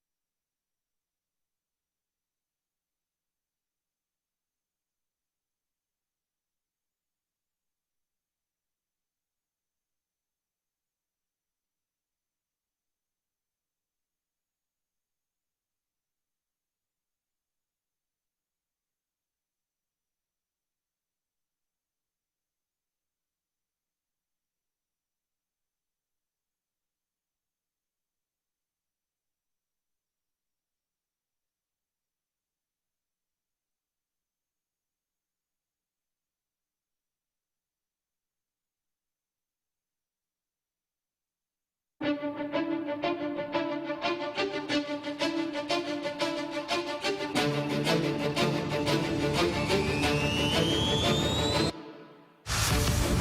back here to the Fast Lane on 101 ESPN. And, Carey, our guy Marshy's pissed. Again? Yeah, he's pissed. Right, he come is on, man. so pissed. What is he mad about now? Well, we're going to find out in a second, but I know I walked into the office today, and he was typing like you do when you're mad at text line people. There was he was really mad then. Oh, there's spit and snot flying and just pieces of plastic from the keyboard. And he has it here. Are the Cardinals being overlooked? That's probably why he's pissed right now. Marshy, talk to us. All right, so we actually got a text message from 719 after you teased this segment. JJ Weatherholt, 9th in the National League's second base voting is the definition of disrespect. That's exactly where I want to go. I want to go with the All-Star Game voting. MLB.com has a little breakdown of the All-Star Game voting right now. The National League outfield is absolutely stacked, which means that a number of deserving and household names won't advance to Phase 2. Remember, the top 6 vote getters move on here, providing that an NL outfielder isn't the top vote getter in the league. Right now, the 6th spot is occupied by Jordan Walker. But this race could go any which way. James Wood, who's also having a great season, he should be an all-star. He trails Walker by fewer than 6,000 votes. So we think they're both getting screwed. They're both getting well, Jordan Walker is there, but he could get screwed. Here's who is leading the NL outfield. Okay. Andy Pages having a good year. Ronald Acuna Jr., Brandon Marsh, Michael Harris II, Teoscar Hernandez. That's a pretty good crew. It is, but when you look at their numbers, like Jordan Walker is better than, at least this season. This isn't like a career thing. This is this season. He's better than, I'd say, at least half of those. He's definitely better than Teoscar Hernandez this season in almost every single category. So you think he should be somewhere around 4th? Bare minimum. Okay. Jordan Walker's having a great season. Alec Burleson is top 5 in the NL in average RBI, hits, total bases, doubles, slug, and OPS for first baseman. And he is currently 6th in voting at first base, and he is nowhere near being an all-star. Like, I just feel like this Do you think Alec Burleson is an all-star? I mean, his numbers... How many first basemen do they take? 3? I think they take 2, maybe 3. So he's not going to break that. He's like 700,000 votes away from. Yeah, you got Freddie Freeman, Matt Olson. Who else over there that I'm forgetting right now? It's a big one. Bryce Harper. Bryce Harper's pretty good. Yeah, those guys are pretty good. Absolutely. It's partially a popularity contest. Like once you're it's a name recognition contest. And that's the popularity part. Like once you get in, you're in. But I would also say, I mean, hell, fans got to vote. We got a lot of people in the city of St. Louis. And last I checked, 280,000 in the city. Too. You can 990 in the county. 2.8 million in the whole metro area. Get out and vote, folks. Voting matters. I'm just saying, your vote counts. I've never heard that before. Your vote counts. And if you want Jordan Walker to be in this year's All-Star game, get out and vote. Where can they vote, Kerry? MLB.com. Okay. Yeah, get your vote in. Vote Jordan. So vote Marshy, for Jordan. That's going to be your personal project now. I think you should be. You should send out a text. He's a campaign manager. Look at that guy. You need to put your poll out every day. Did you vote today? Yes or no? Did you vote? With the link to the MLB voting. If you want it done, listen, I am all about solutions. We don't make complaints without having solutions, and that's part of my problem in life with people. We'll talk about it later. One of my problems. Some people don't want solutions. They just want to be heard. What the hell is that? But either way, I'm about solutions, Marshy, and the solution for this is you put your poll out. You should do it right now. Put your poll out. Did you vote today?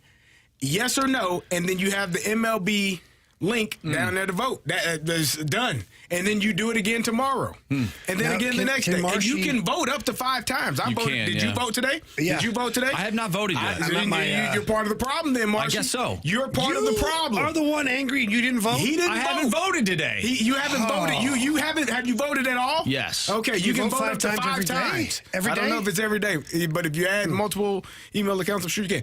But you can vote. This is not voter fraud. This is something different. You can vote. Get your vote in, man. That's a completely different thing. Get your mind out of the gutter. This is MLB we're talking about. We're not talking about anything else. That's what I was talking about. Yeah. You know? All right, so get your vote, but the question still stands. Do you think the Cardinals are being overlooked this season with how they're playing? Well, I think it's natural, though. Like, I don't get mad about it because nobody expected this. So if you have a team that is overachieving, which is what they are doing, I think Jordan Walker is really the only true all-star this season. I think Ollie's very deserving of being on that staff because, again, he's managing a team that is far exceeding what the expectations were. Jordan Walker's the only true all-star. If we take our Cardinals glasses off, J.J. Weatherholt, if you squint, might make the conversation. Alec Burleson, if you really squint hard, he might get in there. Mason Wynn not having an all-star campaign. Riley O'Brien, that's kind of slipped a little bit here recently. So, I don't know, maybe I'm crazy, but to me, the only true guy that should be in the discussion to at least be part of the voting process and to continue to phase 2 is Jordan Walker. Yeah, I think if you're in the MVP conversation, you are an all-star. I don't even think One would that's imagine, right? A question. But, hey, St. Louis, get your vote in, man. Go vote. You know what I mean? Go vote. Your vote matters. So we get a text here from the 719. It says, wrong, Jamie. JJ has a higher WAR than any other nationally ranked National League second base. But who are the other second basemen? Because if it comes down to votes, like J.J. Weatherholt, as great as he's playing, people are going with name recognition. And although it shouldn't be about what the back of your baseball card says, it should be this year, people go to the back of the baseball card. They do. They just do. So right now, I'll go through the list of second basemen that are currently, 1 through 10. Ozzie Albies is number 1. Bryson Stott is number 2. We have to keep in mind that the Phillies are hosting the All-Star game. That does play a factor because these local fans, they want their guys to start. Bryce Terang with the Brewers is 3. Ha-Sung Kim of the Dodgers is 4. Luis Ariz of the Giants is 5. Brandon Lau of the Pirates, 6. Ketel Marte, 7. Xavier Edwards, 8. J.J. Weatherholt is ranked 9th, right above Nico Horner of the Cubs. Here's what I'll say.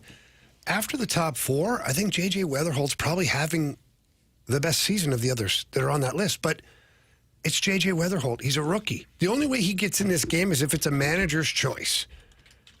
And I think that Dave Roberts will have is it him or is it? I think it's Dave Roberts. Yeah, Dave Roberts. Dave Roberts? Yep. Yeah, he will have the opportunity to do that, but he's not going to do that for every position.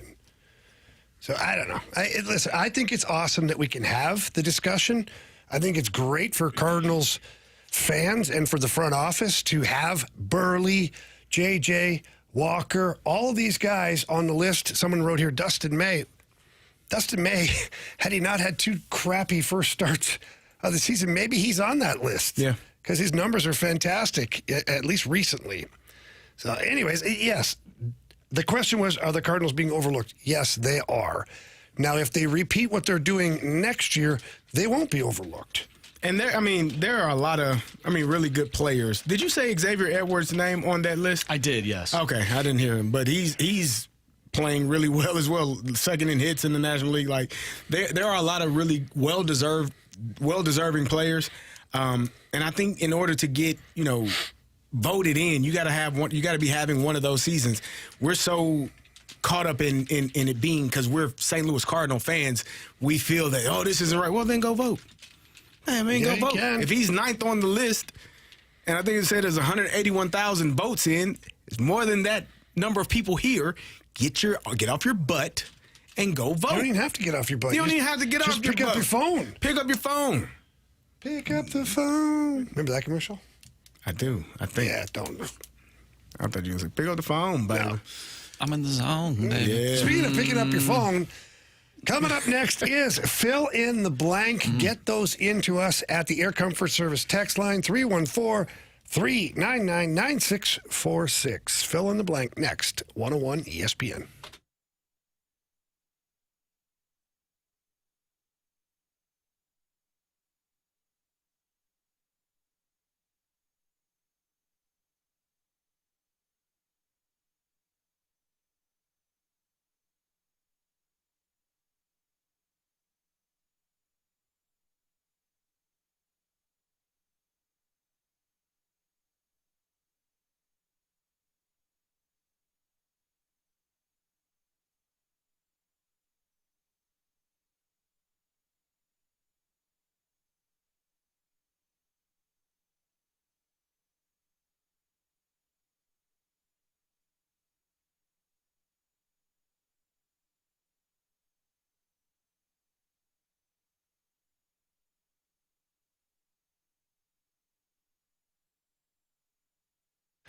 Well, a lot of great things going on in the sporting world. We've seen a champion crowned in the NBA. We see a champion crowned in the NHL. MLB is still going, and my friends over at Circus Sports, they've got great odds on the money lines. You look at some of the games today. Washington Nationals at minus 137, minus 149 for Garrett Cole and your New York Yankees. You can pair those together, get a little parlay going. And Circus Sports loves to celebrate a lot of things, but they are celebrating America turning 250 this year. And how it's going to work is here in the state of Missouri, go to the App Store, download your Circus Sports app, the white logo, sign up, and once you do, put in $250. The moment you do that, and once you work through your $250, Circus Sports is going to direct deposit $250 right away back into your account so you can continue playing and having a great time using the app. It really is sports betting the way it should be. Owner Derek Stevens, he loves people winning. They don't stop you, shut you down, block you. No, they just let you keep going. They want you to keep winning and having a great time, all while using your Circus Sports app. For more information about anything to do with Circus Sports or the celebration of 250 years, head over to circusports.com. Again, that's circusports.com. Must be 21 or older and in Missouri. Gambling problem? Call 1-800-GAMBLER.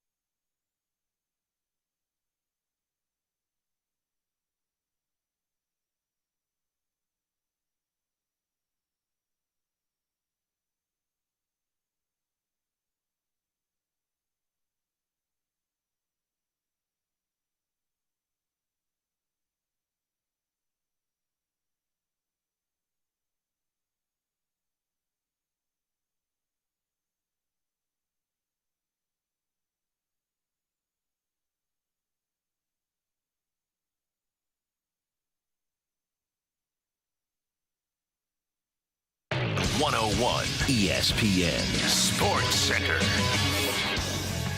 I'm Andrew Marsh. It's time for a Sports Center update brought to you by Universal Windows Direct. Dustin May last night, a one-hit complete game shutout. Cardinals win 3-0 over the San Diego Padres.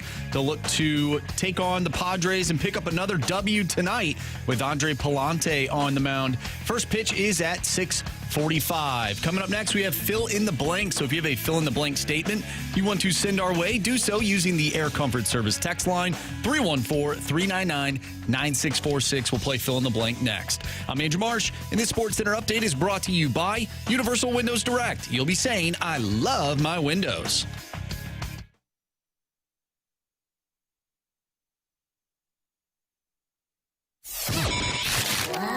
Blank, blank, blank, blank, blank. Fill in some blanks.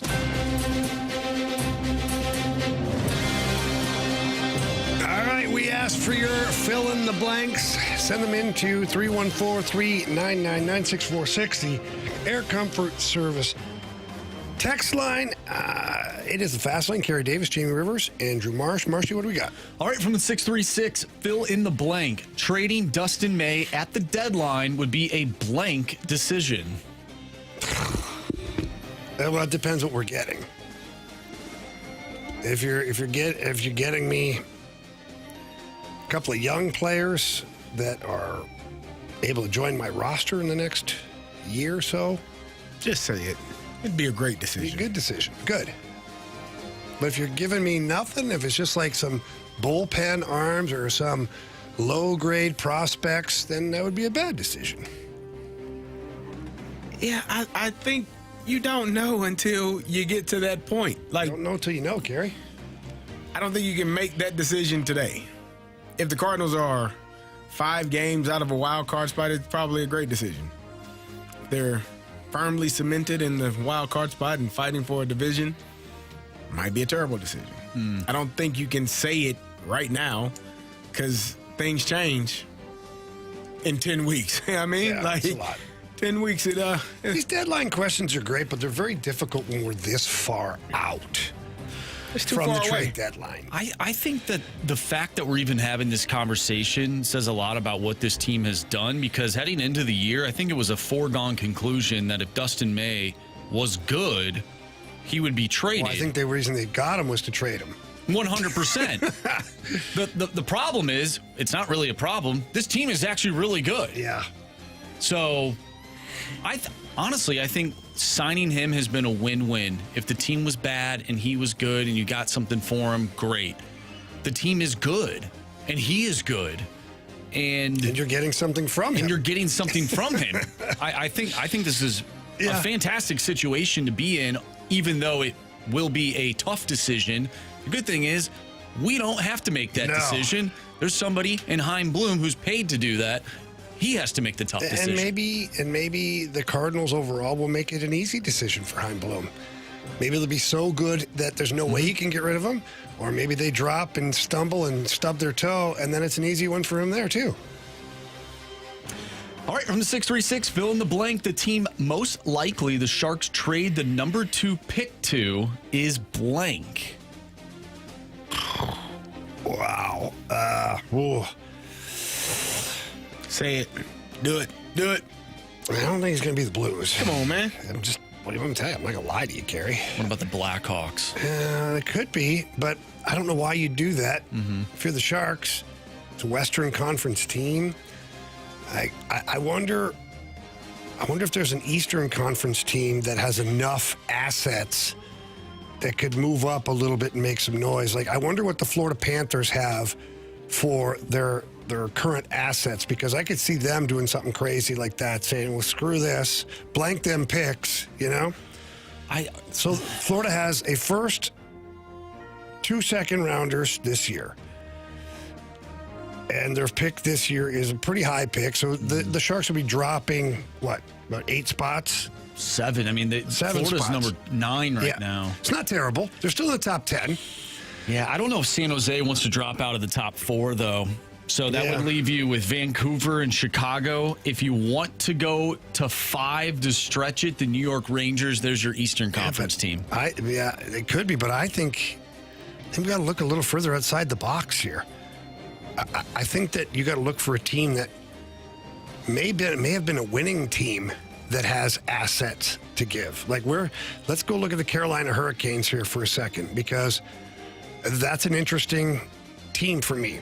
Carolina Hurricanes this year only have a first-round pick, but 2027 have a first round, a second round, 2 third rounds, 2 first rounds in 2028. Are they a team that says, screw it, here's a couple of players, and I don't know. Is that their identity, though? It's not. I'm just looking for a team that's actually good, that could make some noise. Because that would be the thought, right? If you're looking at number 2, all things right now are pointing at Gavin McKenna going number 1 to Toronto, which means Ivar Stenberg is going to go number 2. San Jose, they need defense. They need defensemen. So is there a young defenseman out there somewhere where they could trade the number 2 pick to a good team that doesn't need said young defenseman right now? I don't know. They could just hold on to it. I mean, that's another option, yeah. All right, the never-ending wipe. Fill in the blank. Your first celebrity crush was blank. Oh, Samantha Fox. Ooh. Oh, man. Could she sing, Carey? Tough for me. I had a few. Samantha Fox, for sure. I forget how old I would have been. I think that's my first celebrity crush. I mean, everybody talks about the Farrah Fawcett, the poster on the wall. I was maybe a little ahead of my time. But it was definitely Samantha Fox after that, yeah. And she was like a loose celebrity. Like, she was yeah. She, What? Like B-list. She wasn't, like B-list. Oh. Okay. Yeah, loose use of the word, okay? Celebrity. Okay. I don't know otherwise, but, yeah. She was like, in Playboy and things like that. Okay. And she had, well, I didn't know it at the time because I was younger, but she also had some songs out there too. You can Google that stuff, YouTube it. You'll see. She was pretty good looking. That was my crush. For me, it was probably like Lark Voorhees and Tiffany Amber Thiessen. Is that her name? Yeah. From the Saved by the Bell. Yeah, man. Yeah. Tatiana Ali. Another one for me. Do you remember the TV show The Facts of Life? Blair.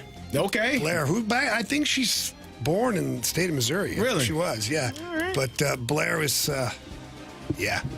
For young Jamie Rivers, Blair did it. You know who else? Dominique Dawes. She was a gymnast. Tell you something. Yeah. A lot of bounce in her step. Yeah, I mean, just my thing, man. Yeah. That was it back in the day. Yeah. Marshy? It's got to be Megan Fox from Transformers. Probably my first celebrity crush, but then it transitioned to Selena Gomez. I loved Selena Gomez growing up. So those are probably my two. The generation. Yeah. I think Selena Gomez. I think this little child that was like on Disney, and I'm like, no. I was a kid, and she, a little older than me. So it's just funny. That's all. No, we got Alyssa Milano also. Yeah, that was. Yeah, Alyssa Milano dated a guy I knew. Oh, really? Played for the Islanders. Yeah. Okay. And then Alanis Morissette. No, she was not my crush. That was just your date. It was my date. We saw each other a few times, but one official date. That was good. You guys want to do one more? Yeah, why not? All right, from the 309, fill in the blank. Blank is the most likely current Cardinal player to wear a red jacket. Jordan Walker. Yeah. Yeah, I mean, it's good. I think J.J. Weatherholt's a possibility, too. I mean, I feel like the Cardinals were just not going to get rid of him. I feel like he's a guy, like, part of your team forever. Maybe Jordan Walker is, too, but although Albert Pujols left and went to another team. But he's still going to wear a red. He's still getting a red jacket. Oh, he is. Yeah. Would Albert have gotten a red jacket and he didn't come back? Yes. Oh, my gosh, yeah. Oh, Hell yeah. Hell yeah. I mean... Yeah, Anthony was telling me one day how he thought there's no way. I know. And you know what? We had to suspend him for that. Come on, man. Man's not even here to defend himself. What are we doing, man? What the? It's the best time. I don't think he ever said that. You shot it on our man. He should have armed himself. Come on, man. All right, that was fill in the blank. Can't even say that. Oh, man. Coming up next, I don't even know anymore. Coming up next, we have what should expectations be for the first line next season? Your St. Louis Blues got a whole coaching staff now announced yesterday, so what can we expect from the top dogs moving forward? We'll talk about that next right here on 101 ESPN.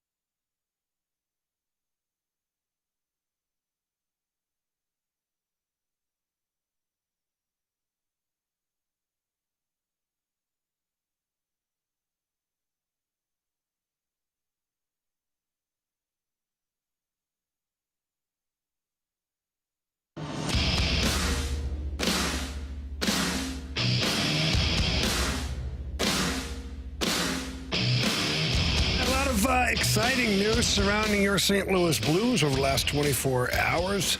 New coaches added to the staff, Greg Cronin and Vinny Prospel. So what does all that mean going forward, looking at the first line for next year? A lot of chatter surrounding Robert Thomas, Jimmy Snuggerud, Dylan Holloway. Finished the season, with a torrid pace, scoring a lot, helping the team win. It looked fantastic. But our guy Robert Thomas was on TMA last Friday, and there's a lot of things that need to be cleared up. His name was in trade rumors. They were still circulating not too long ago. Andy Strickland said you could probably put those to bed. Well, Robert Thomas shed some light on that situation right here on 101 with the boys from TMA. I don't think really much has changed. Me and my family love being in St. Louis. Our daughter was born here. She loves it here, and there's nothing's really changed. So just kind of going about that. Obviously, spending a lot of time in St. Louis, which is nice and exciting. So I don't think anything's really changed. Yeah, there's been conversations, and we feel like the page is kind of turning on that, and we're looking forward to next year, and obviously anything can happen, but I think we're moving towards next year and how we can make the team better. Well, I think that kind of tells us everything we need to know, is that Robert Thomas fully intends on being here in St. Louis, and based on the fact that he has a full no-trade clause, that means he probably will be. But also, more positively, that him and Alex Steen have talked, and that it seems like they're all on the same page moving forward, and they want to build a winning team here in St. Louis. CD, what did you get from that? Well, I think anytime you start talking about your family and your children and kind of this being their home, it sounds to me like you're comfortable where you are. It doesn't sound like you are in the mind, and I think that's important for people to understand, especially when you have a family. Like, it's not just you. It's literally your family, your wife, your kids, if your parents decide to move in the city, like they become comfortable with where you are. And I don't know, Jamie, I had to move a lot, man. It ain't fun. No. If I could have chosen to play in one place the entire time, I would have, because it's just much easier logistically, especially, again, once you start having a family. If your wife works, now what is she going to look for, a new job? Is she going to stay in the city where you were just traded from? What are your kids going to do? If they're in school already, are they looking for a new school, trying to get new friends? They leave the friends. It's just a lot of things that go along with trading a player. And if you have worked hard enough and have earned the right to say, no, I don't want to be traded, or I don't want to leave the only place that I have played, because I know what this is. There's also the unknown of going to a new franchise, a new organization, learning the people's names, learning the equipment people and the strength training staff and the people that feed you, all of those things that go along with it.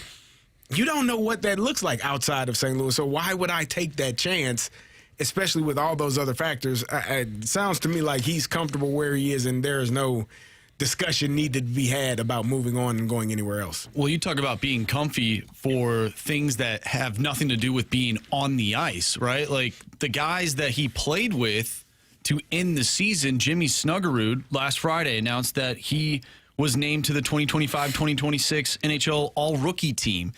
He has a bright future ahead of him.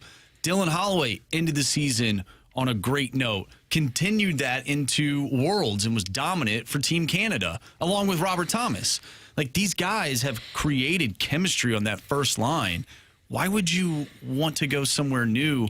This is something that you know, and you've had success, at least with this first line. Team success, not so much, but you're building towards that. Yeah, I think the way they finished the season was great, but not to be totally skeptical here.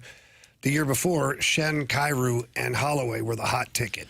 They were, but I don't know if they necessarily got the runway this past season to really continue building that, because we know, like in preseason and whatnot, they were putting Pius Suter in there as well, and the amount of games that they didn't play together leading up to the season, they got off to a slow start, and there's a lot of lineup changes throughout the early portion of the season. Well, hopefully there'll be continuity into the next season, especially when it comes to this line. I think Monty doesn't play his best or doesn't play the way he finished the season last year. No.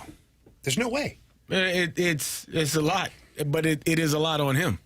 Yeah. And if you're centering that first line and you have the expectation, like this, I think you could probably say the last couple of years have shifted with his play. Like last year when they got back from the Four Nations, they went on that heater, and it was because he was playing extremely well. And some were saying, well, he didn't go to the Four Nations, he wasn't selected, so he's ready. Okay, cool, good. Last year, same thing.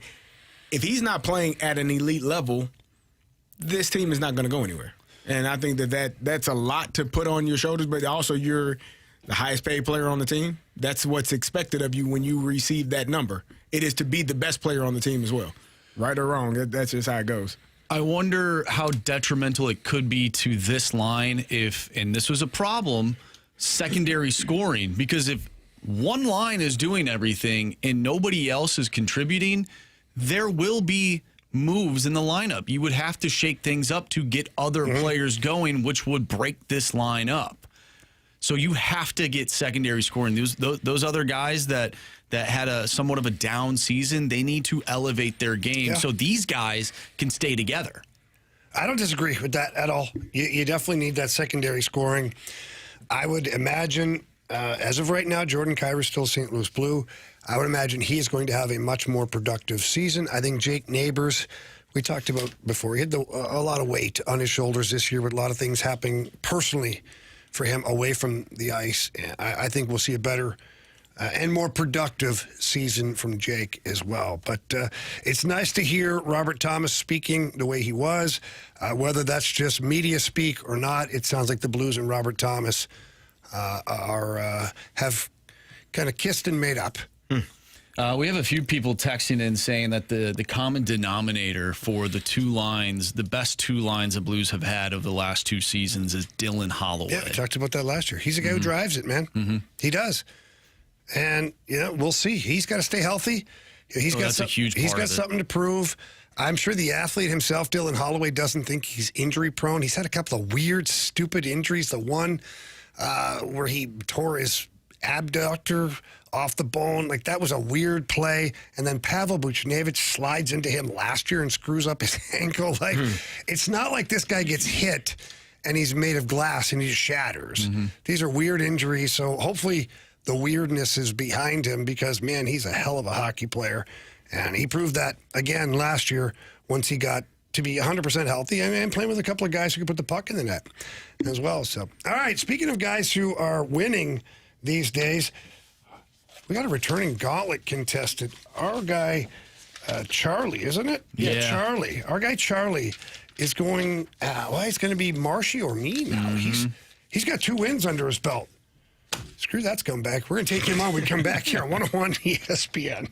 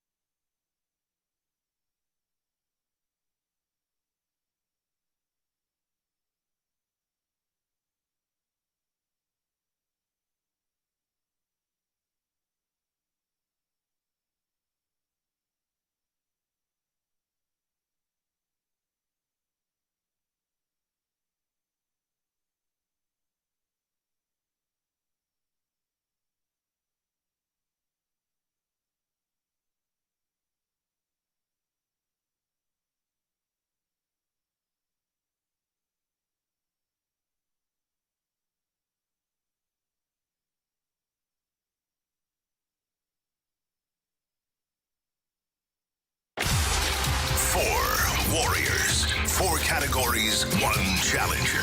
Can you survive the gauntlet? Brought to you by Blue Note Roofing.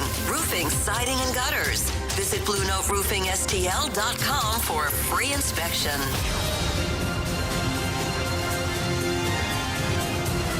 .403, your time check brought to you by Clarkson Jewelers. That means it's time for the gauntlet. That means our guy Charlie is back. Chuck, how we doing, bud? I'm good, Jamie. I guess I'm a scumbag, though. No. It's a term of endearment. You know that. Come on, man. Okay. Come on, man. All I did was give it to Carey a little bit. Man, I know. My goodness. Jeez. But you beat up my guy, Anthony. Then you took Carey. I mean, my goodness. Who's it going to be today, Charlie, Andrew, or myself? I guess I couldn't get you guys to spin the wheel first and then pick, huh? No, it doesn't work that way. All right. Got so much respect for you, Jamie. Let's go, Marshy. All right, Marshy it is. Well, now we'll truly find out. We're going to find out now, Charlie. That's for sure. That's right. Nice, guys. All right, buddy. Tell Marshy to spin that wheel, and then he's going to get his butt out of here. Spin the wheel, Marshy. All right, Marshy spun the wheel. It's moving. He's moving. Headphones off. Out the door Marshy goes. What are you hoping for today, Charlie? Against you two, I don't want hockey, that's for sure. Well, all right. You didn't get hockey. You got football. All right. Yeah, I might have a chance. All right. Well, as you know, 4 questions today will be about football, and each of them is worth 2 points. Use the options, 1 point. Obviously, wrong answer, 0 points. And if we're tied, we will get a winner here with a sudden death tiebreaker. Charlie, you ready? All right. Sure, let's go. Here we go, dude. Question 1. Name the only team in the UFL with no regular season road losses. Oh, wow.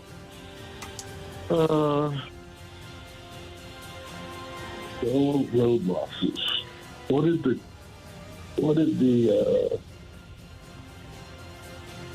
I'm going to take the Battlehawks. Final answer. All right. Caw-caw. Question number 2. This stadium's 80,000 seating capacity is the highest of any NFL stadium, and it can expand to seat as many as 105,000. It's got to be MetLife. I'll go with MetLife. Final answer. Question number 3. Last November, Mizzou's Ahmad Hardy rushed for a career-high 300 yards with 3 touchdowns in a 49-27 win over who? Mississippi State. Final? Final. Thank you. Question number 4. Caleb Williams graces the cover of Madden NFL 27, making him the first Bears to earn this distinction. Can you tell us the year in which Williams started 7 games as a true freshman for Oklahoma? Who's the first? What's the first name? Caleb Williams. Oh, Caleb. I thought you said Kendall. Okay. He was... Actually, was his second year at USC for 2 years. Let's say 2021, final answer. All right. Get our guy Marshy in here. He's there. I can see him. There he is. Yep, Marshy's in there. How you feeling, Charlie? 50-50. Okay. All right. Well, our guy Marshy's coming in here. His hat on backwards, ready to roll. He's eyeing things down here. Marshy, how we doing, bud? Doing good. Yeah? You ready? I'm ready to go. You better be. Category's football. Okay. Bag of lunch. Oh, boy. Ready? Yep. Here we go. Question 1. Name the only team in the UFL with no regular season road losses. No regular season road losses? Correct.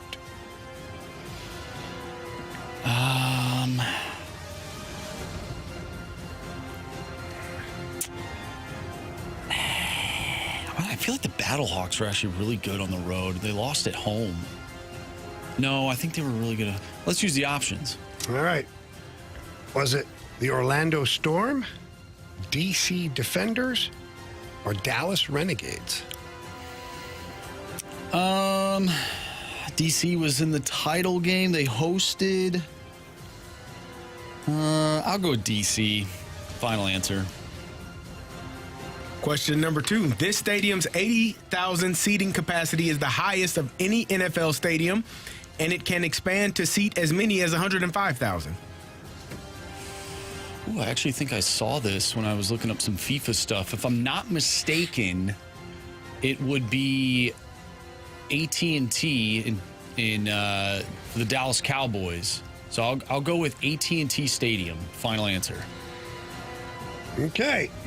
Question 3 here. Last November, Mizzou's Ahmad Hardy rushed for a career-high 300 yards with 3 touchdowns in a 49-27 win over who? 3 touchdowns. This past season? Last November. Last November. Oh, geez. Was it 3 touchdowns? Oh, my gosh. Who was that against? Was it Tennessee? Oh, man. Charlie's for sure going to know this. He's an MIZ guy. Oh, man.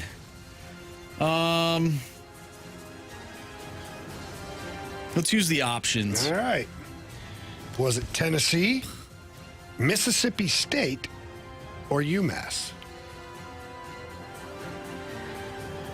Well, they would have played UMass way earlier in the season, so I'm going to rule them out. Mississippi State or Tennessee? Oh, jeez. I feel like the Tennessee, wasn't that 2 years ago he did the same thing? I got to go with my gut. I'm going to go Tennessee. I feel like it's probably Mississippi State, but I said Tennessee before, so I got to stick with it. Final answer. Final question. Caleb Williams graces the cover of Madden 2027, Madden NFL 27, making him the first Bears player to earn that distinction. Can you tell us the year in which Williams started 7 games as a true freshman for Oklahoma? The year? Yes. Oh, geez. Okay, so true freshman.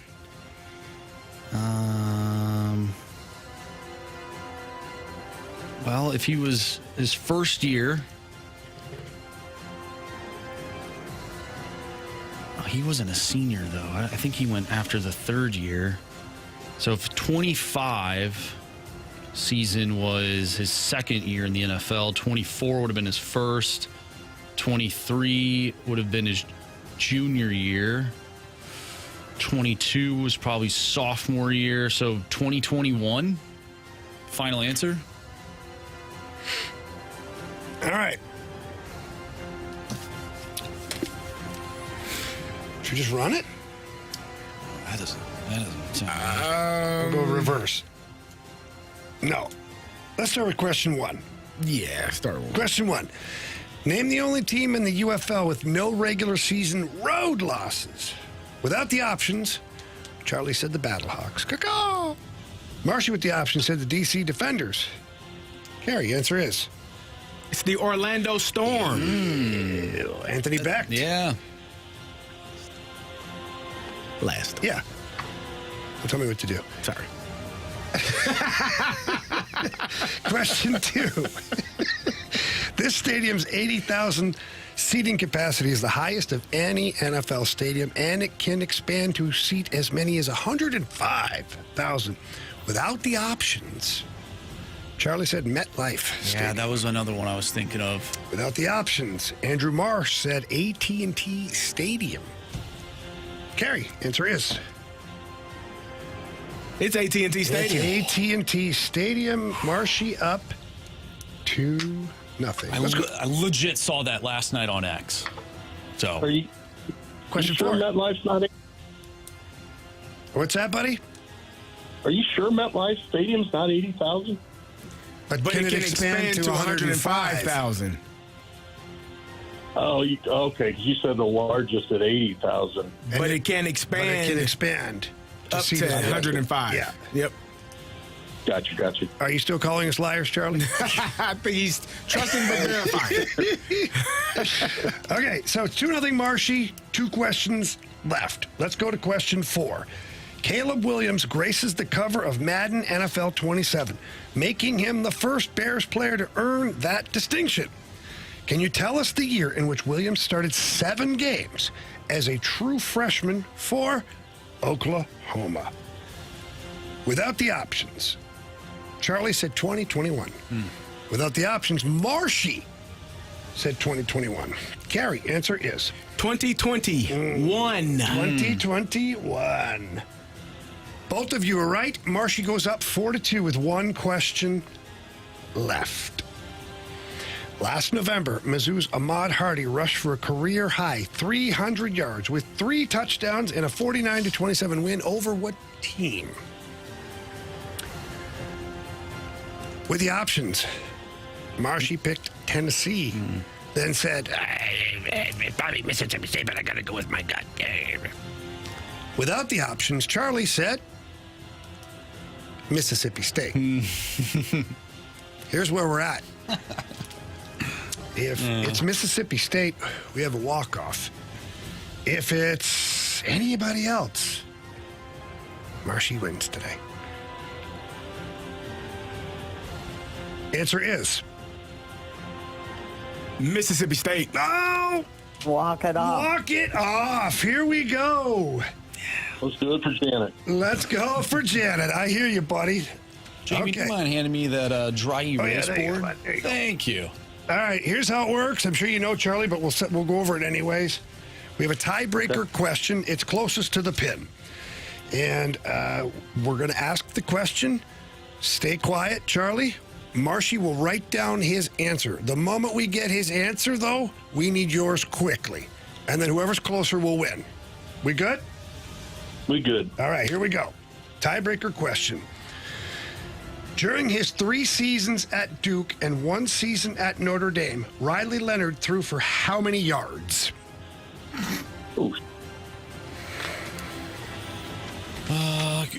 sorry, can you repeat the question? Yeah. During his 3 seasons at Duke and 1 at Notre Dame, Riley Leonard threw for how many yards?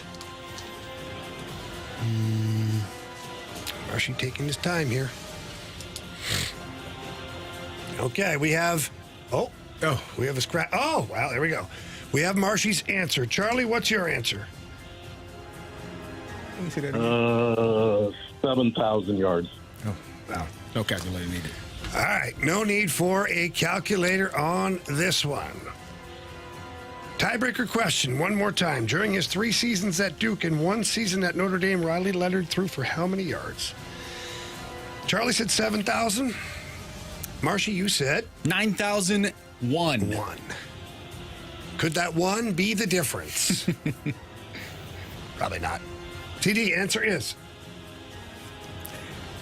7,311. Wow. Charlie. You have chosen wisely. Oh, boy. Well, we know what Charlie is now. Yeah. But I love you. Congratulations, my man. Wow, good job. All right, guys. Good game, Marshy. Good game. Yeah, well done, man. So you'll be back in tomorrow, and it's me. That's it. It's on like Donkey Kong, buddy. Can we take hockey off the wheel tomorrow? What we're actually going to do is put 3 hockey on the wheel. All right. Thank you, guys. Have a good one. You got it, brother. We'll talk to you tomorrow. Great job. Thanks. Oh, Marshy, so close. Yeah. If you did... Oh, you did take the options. You just were stuck on that Tennessee, huh? I knew he was going to get that because I knew he was a Mizzou fan. So he got that one's pretty tough. quickly. I feel like he didn't take any options on any of them. Really? Oh, wow. No. He ran through. I feel like Ahmad Hardy had a really good game against Tennessee, but was that the year before? I know 2 years ago, Cody Schrader had a really good game against Tennessee. That's what I was thinking of. You were thinking I was thinking about Cody Schrader's Tennessee game. Two years ago. Yeah. Well, all right, Charlie gets me tomorrow. Hopefully I can pull off the save, boys. We'll see. Does Chaim Bloom tinker with the plan? We've kind of talked about this a little bit already, but we're going to dive a little deeper into that coming up next year on 101 ESPN.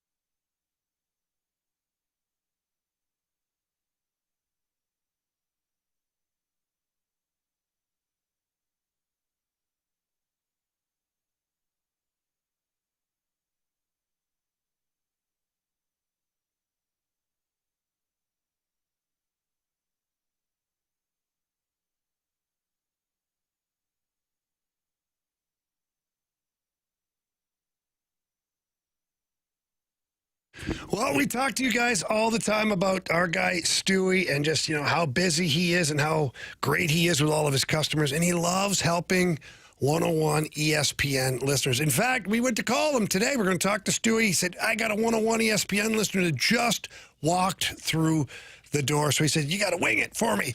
Don't worry, Stewie, I got you. I purchased a home, and I purchased many homes in my lifetime, and they're stressful. It's tough. The paperwork, the lenders that demand this, and it's not good enough, and you have to go find this paperwork and that paper. It was awesome with Stewie. He helped me out. We sat together for about 15, 20 minutes. We outlined what we needed, and then he and his team went to work along with myself and other people. And before I knew it, everything was done, and we had the sale of the home done. We were at the closing table, and it was the easiest process ever, and that's thanks to my good buddy Stewie. And the best part about Stewie is that everyone that he works with gets the same experience. I've talked to several people while being out at restaurants or just parties that have called Stewie and used Stewie, and they say he's the best, by far the best in the business. And it's not just me saying that. So please pick up the phone, give him a call today, or shoot him a text.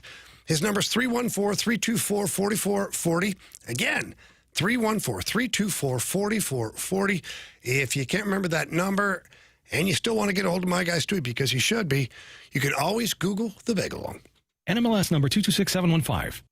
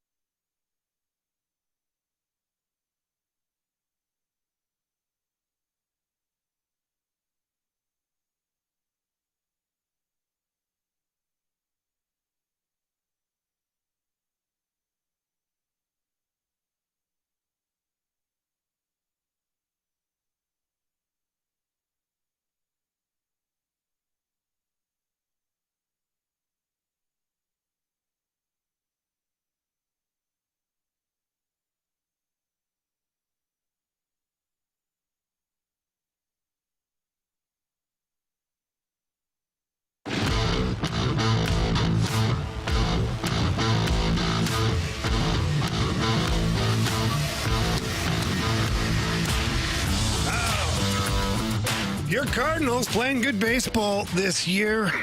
Well, Chaim Bloom screw it up. That's what Marsh wrote on here. No.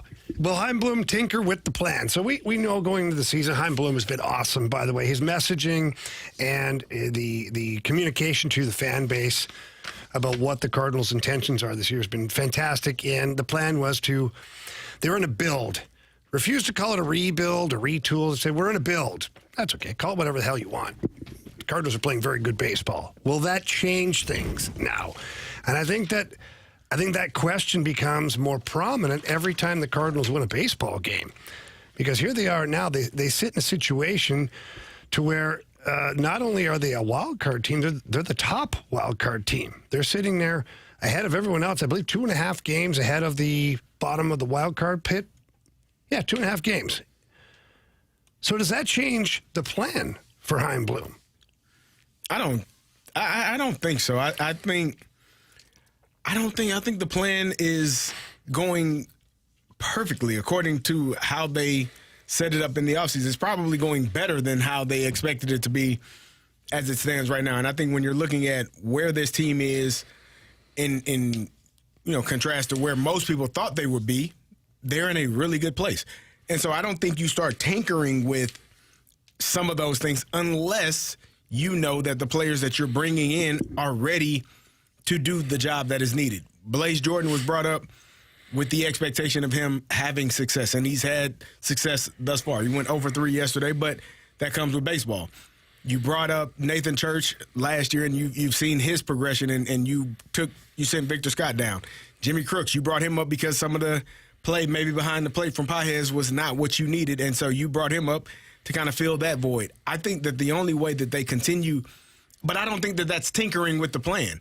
I think that is the plan. It might be the plan. I think that is the plan. Like when guys are ready and they're in a position to come up and play and have success, we'll bring them up. And if the guys that they're replacing aren't having success, then we'll send them elsewhere. But I don't think that is you don't need to tinker with anything. Just continue to go down the path that you're going, because I think the plan was set in place and it's been really good thus far. I think when I think of the plan, at least right now, it revolves around Dustin May and what they're going to do with him. And maybe you want to throw JoJo and Riley O'Brien in that conversation as well. I keep seeing online the thought process of, well, if the Cardinals aren't going to sell, that they're going to be buyers. Why is it one or the other? Wouldn't you have to sell to buy? Wouldn't you have to say that again? Wouldn't you have to sell to buy? Because if you're a buyer, that means you're going to be selling off youth and prospects and things like that. Well, I'm saying no. That would be reverse of what Chaim Bloom said he would do. I'm talking about selling from your Major League Baseball team, not getting rid of prospects. But who would you get rid of right now, though? Like what I'm doing, I'm on your side. Yeah, and I'm trying to figure out why they would write that they're going to be buyers. So what are you selling off your current team if that's what we're doing? Right, in order to I don't think they should be buyers. I think they should just roll with the team that they have and see what happens. That's just my opinion, because I think they're playing really good baseball, and you don't have to go against the plan by just staying the course, right? If they do sell, that is a part of the plan, because that's sort of what they had in mind heading into the season. Those pieces that you can get rid of, including Dustin May, he's pitching really well. If you can get something really good in return, obviously they're probably going to explore that. But the notion of buying at the deadline, I don't understand why there's the thought process of, if you're not a seller, then you're a buyer at the deadline. I just don't. I don't agree with that. Yeah, I don't agree with it either. I don't. And, we will continue to talk about this as long as the Cardinals continue to play well, because that's the debate. Do you ride it out with the plan and with the players that you have currently, or are you still selling Dustin May? Will you try to get a couple of bullpen arms? Who knows what ultimately is going to happen, but I don't think Chaim Bloom is going to stray from what he has already put down as far as on paper in his office. I don't think anything that requires you to move on from some of these prospects is even up for discussion. That would be my opinion. I agree. Which would be your buyers at the trade deadline, meaning you're trying to get something of value and you got to give up something that, is an unknown commodity at this point. But I think they have such value in their prospects and in their process that they don't need to move any of those guys for something right now. You're a buyer if your ambitions are to win a championship, in my opinion. I don't think that this team is right now set up to be a championship ball club. They're a fun story. They're great to watch. They are a great baseball team, right? They're a really good baseball team. I can't call them great yet. They're a really good baseball team. But I don't think they're set up to be a championship team. And if you're a buyer at the deadline, I think that that's what you have aspirations of being, come playoff time. So I think they're still a ways away from that. But I do think that if you are in a position where you can add more talent, and that makes you a seller at the deadline, and you're only selling, there's only a few players that you're talking about selling. Yeah, there's not a lot. It's Riley O'Brien, it's JoJo, and it's Dustin May. Yeah. You're not selling anything, and maybe Lars Newbar, if you feel like Nelson Velasquez can take over that role, or Joshua Baez is ready right now, then you become a seller at the deadline. But you're talking about 3 to 5 players on your current roster that you would be looking at, in my opinion, and moving on from. And I don't think that that's a bad thing either, because it's still on par with what your timeline is. I don't think that you have to be so stressed out about, you can't move on from Dustin May. He's going to be a free agent. And if you feel like whatever draft pick you're going to get in compensation for a qualifying offer is better than getting prospects in return, then do that. But I don't think it's that much of a level of stress that you're not that tied to Dustin May that you feel like we can't move on from him. Oh my God, what are we going to do if we do that? No, you got plenty of prospects, and you're adding more prospects if you do trade them. So to me, I think the plan is set in place. And you're not going to be a buyer at the deadline, but you could be a seller. That's what I think. Or you stand pat. If they do stand pat and they don't, let's say they're not sellers, they're not buyers, does that go against the bigger plan? Do you think you lose out? I think standing pat is actually a bigger part of the plan. That means you're continuing to roll with the players that you're developing, that you believe in, that's going to be your foundation for years to come.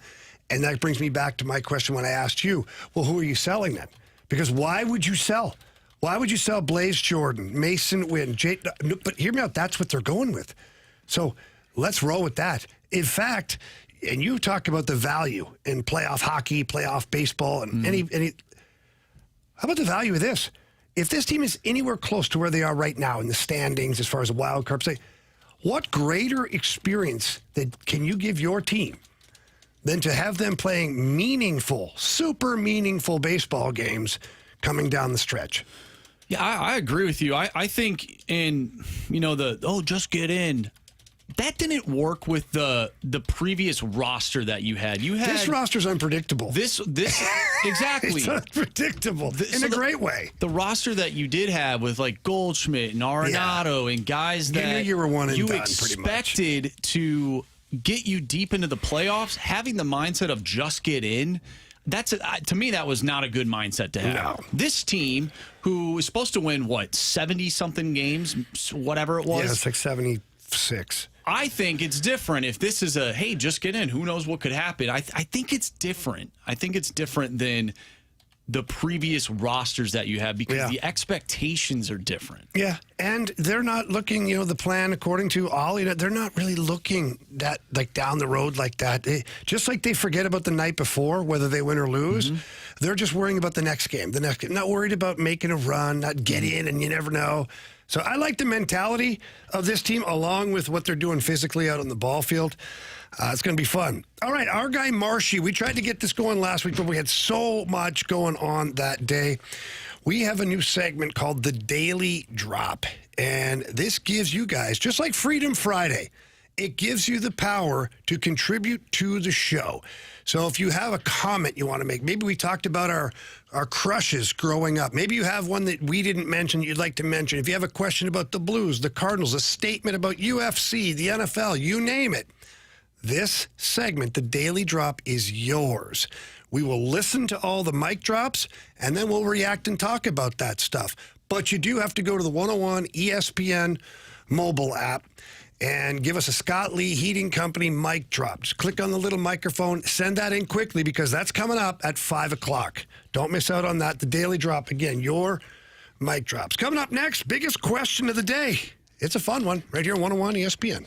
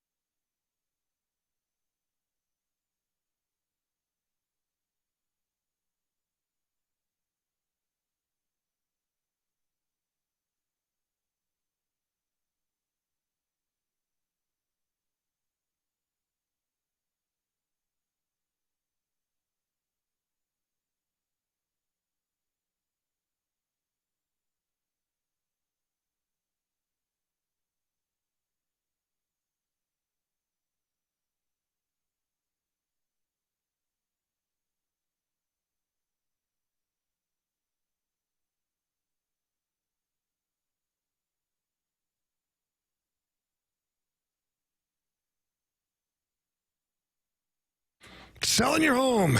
Ooh, boy, it can be stressful. That's why you need to call somebody like Gloria Lou with Your Home Sold Guaranteed Realty. She's the best in the business, and she's got the buyers in waiting. What is a buyers in waiting program? Well, that means there's a bunch of people that are already in her database that have qualified to purchase a home in your price range. So when you call Gloria Lou, just know that your home may already be sold. And that's the beauty of calling someone like Gloria Lou. With 23 years in real estate, she has helped thousands of families, and now she wants to help you too as well. Get your home on the market with Gloria Lou, make the most money possible, and sell quickly. And look at, it's not just houses that Gloria is moving. She's also growing her team. If you or someone you know wants to seriously level up in your real estate career, listen closely. Gloria Lou is hiring motivated inside sales and listing agents right now. If you want to work with a proven winner and obviously the best in the business, give Gloria Lou a call today. Tell her Jamie Rivers sent you in. Her number's 314-325-6888. That's 314-325-6888. Or visit GloriaHasTheBuyers.com.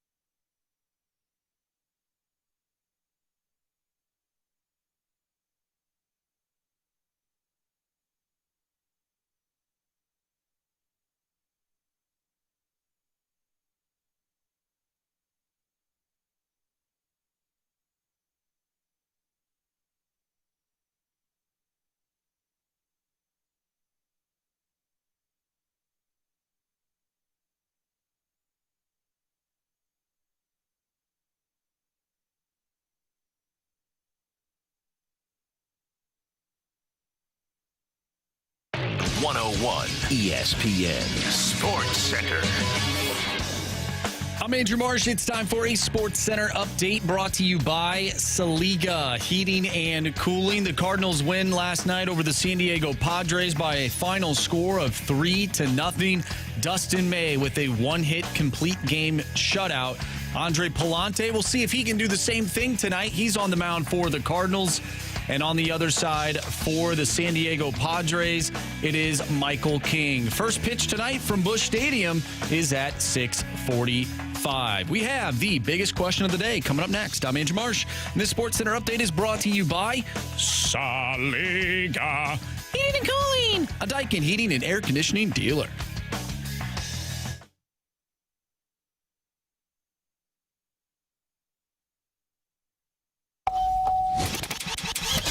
It's time for the Fast Lane's biggest question of the day. Presented by Banner Construction, the experts in James Hardy siding. Welcome back here to the Fast Lane. Time for the biggest question of the day. Marshy. All right, gentlemen, we talked a little bit about ownership earlier in the show. Why don't we talk about coaching? What does a successful modern-day coach look like? Yeah, times have changed, Carey. You know, back when we were playing, it was the drill sergeant head coach, where you did as you told, you didn't ask questions, you don't make eye contact, you just shut up and do your job, or they will find somebody else. Pretty much. Well, times have changed. You know, the modern-day coach, to me, as I'm watching, so if we look at all the championship teams, Mike Brown, NBA, he comes across as a great communicator, great game plan. Players liked him. Nobody talked about, it's not like the Pat Riley era where, and some of the coaches they had during winning times. Mike Brown's a likable guy. You look at some of the NFL most successful head coaches, Sean McVay, Kevin O'Connell, Marshy hates him, but he's a good coach. And Mike McDonald, one with the Seattle Seahawks. All those coaches, again, attention to detail, and they get the respect from their players. Rod Brendamore. It's another guy that you talk about. People are just the first word they use is respect. Coaching's changed, man. It's no longer about the player fearing you. It's about the player respecting you. Yeah, I think it is understanding who you're coaching, understanding that. I was talking to one of my friends over the weekend, and he was talking about his son, and he was working with a new coach, and he just kept asking the coach questions, and the coach kind of felt like, you're being a bit disrespectful. And, like, all right, you go over there. But that's the way that younger players are now. We didn't ask questions. I wanted to. I had plenty. What the hell is this? Just do it, okay? It doesn't make sense, but all right. But now players, and I think it's okay. As a coach, you have to be able to understand how your players, what makes them tick, how they understand things, how they process things, understand that I'm not the same as you, you're not the same as me. You can say certain things to him that you might not be able to say to me, vice versa. Like, you have to understand your players, and the need for information now for younger players or just this generation of players is vastly different than when you and I were playing. So as a coach, you have to take that information and say, okay, like, how can I make this player be the best player that I need him or her to be? What do I need to change so that that player can get the most out of this situation? And I think the really great ones win championships. Rod Brendamore, Mike Brown are the ones that can accommodate those needs and requirements. We had the cut up last week about Mike Brown and him talking about the adjustments he had to make with Karl Anthony Towns because he's a great player. It ain't on him to adjust. He's great. I need to adjust. And the fruit of that is an NBA championship. Yeah, and I think that the more the player knows that the coach actually cares about said player, I think the more that carries weight. So we got Rod Brendamore, NHL champion as a player in 2006, and now an NHL champion as a head coach in 2026. And he's asked by the media about, what's the difference between winning as a player and winning as a coach? And listen closely to what he had to say. Rod, how does this compare to winning as a player? I've been asked that a lot here now. It's still awesome. It's just as awesome. But as a player, it was a little different because I'd worked and dreamt about winning a cup my whole life. And so it was like a piano came off my back. This time around, I wanted it it was for the group. Like, I wanted them to feel what it's like, and I wanted it so bad for them. So to watch them finally get it, and then when I'm grabbing it, they give it just to see the look on their faces it's priceless. Because you know how happy they were for me, and it was the other way around for me, and I'll never forget that. As a player, you hear your coach talking about how he was more happy for you as a team. And based on what I've learned over the course of the last 7 to 10 days, Rod Brendamore, everything he did was always with the purpose of the team getting better and the individual getting better. Right. So it's no wonder that Carolina had such a run. Yeah, they were outstanding. And again, we talked about it, had they been challenged, had they been tested, and the answer was no. But maybe it was because they were that much better than, the opponents that they were playing. And so, to be a head coach that is able to win it as a player, you understand that joy. And then to win it as a head coach and understand, I think I don't know about you, but I would feel like it's probably better to win it as a coach if you got both, right? If you're it's nice, yeah. Either way is great. Way. But I think as the head coach, your impact and input is over the entire thing. Like, you're making all of the adjustments, some of the bad calls, some of the bad decisions you made that your players were like, "Whew, thank you for saving me on that one." Like, you're more involved in every aspect of it as a player. You're involved in your shift. As a player, for me, I'm involved when I'm in the game. When I'm not, I don't have to think about anything when the defense is on the field. Just the adjustments we're going over. But as a head coach, every minute of that game is a high-level, high-stressful moment. Am I making the right decision? Is this correct? I was watching something where they were talking about Mike Brown and how, I think it was game 4, they went with Jose Alvarado for pretty much almost the entire fourth quarter. Him and Jalen Brunson playing together. This is a bench player. And I was listening to Jay Wright. He was the one that was talking about it, the old Villanova head coach. He was watching them, and he's watching his former players, and he's watching Mike Brown. He's like, man, they're going to kill him if Jose if this doesn't work out. Like, the amount of stress in every decision that is made as a head coach the level can be unbearable. But when it goes right, it's like, oh, you're a genius. That was great. When it goes wrong, you're like, what the hell were you doing? I don't know. I'm doing my best, man. Give it a shot, man. Doing the best I can do. So I do think it's really coaching is thrilling. Like, just even when you don't win, because year to year you see progress from players and your team and maturation and guys getting better. But when you do win it, it's like, oh man, it worked. We did it. And then it's true. It's just like coaching is a lot like parenting. It is to a lesser degree, because parenting for each and every one of us, it's way more important. But coaching is like parenting. When you see your players accomplish goals that they set out to accomplish, it's very similar to a parent watching their child have success in something that they want to be successful at. And so I think that's important in today's game, to set the standards. Don't bend or break. Right. But also let your players know that you care. You give a crap about them. And here's the last thing I'll say about this before we wrap up the segment. I found out through watching social media, the strength and conditioning coach for the Carolina Hurricanes, Rod Brendamore, went into him in the offseason and said, I want to do something a little different this year. It's a little goofy, but I want to do something. But we're not going to tell the players what it is. Oh, really cool. I saw the same thing. What do you call it? The cinder block lift or the cement block lift or something like that? It was, the blue collar something lift, or blue it was collar something brick lift, something like that. Something along the lines of that. And so he had a cinder block that was the exact same weight as the Stanley Cup. Okay. And so what he wanted his players to do all year long when they were at us, get used to lifting that cup over their head. And so they did the whole lift, chest press over, down like that whole thing. So he's like, then when they get that cup, they'll know how to handle that thing. So the story gets told now. That's awesome. But, and the players didn't know about it. They're probably like, what is this goofy? But then when you look at Rod the Bod, the guy's shredded. Yeah. At like 58 years old, he's just shredded. So, anyways, it's always fun to see great coaching and to see teams thrive in those environments. Lots of fun.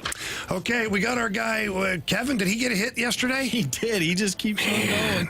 All right. Bet the board and beat the streak next on 101 ESPN.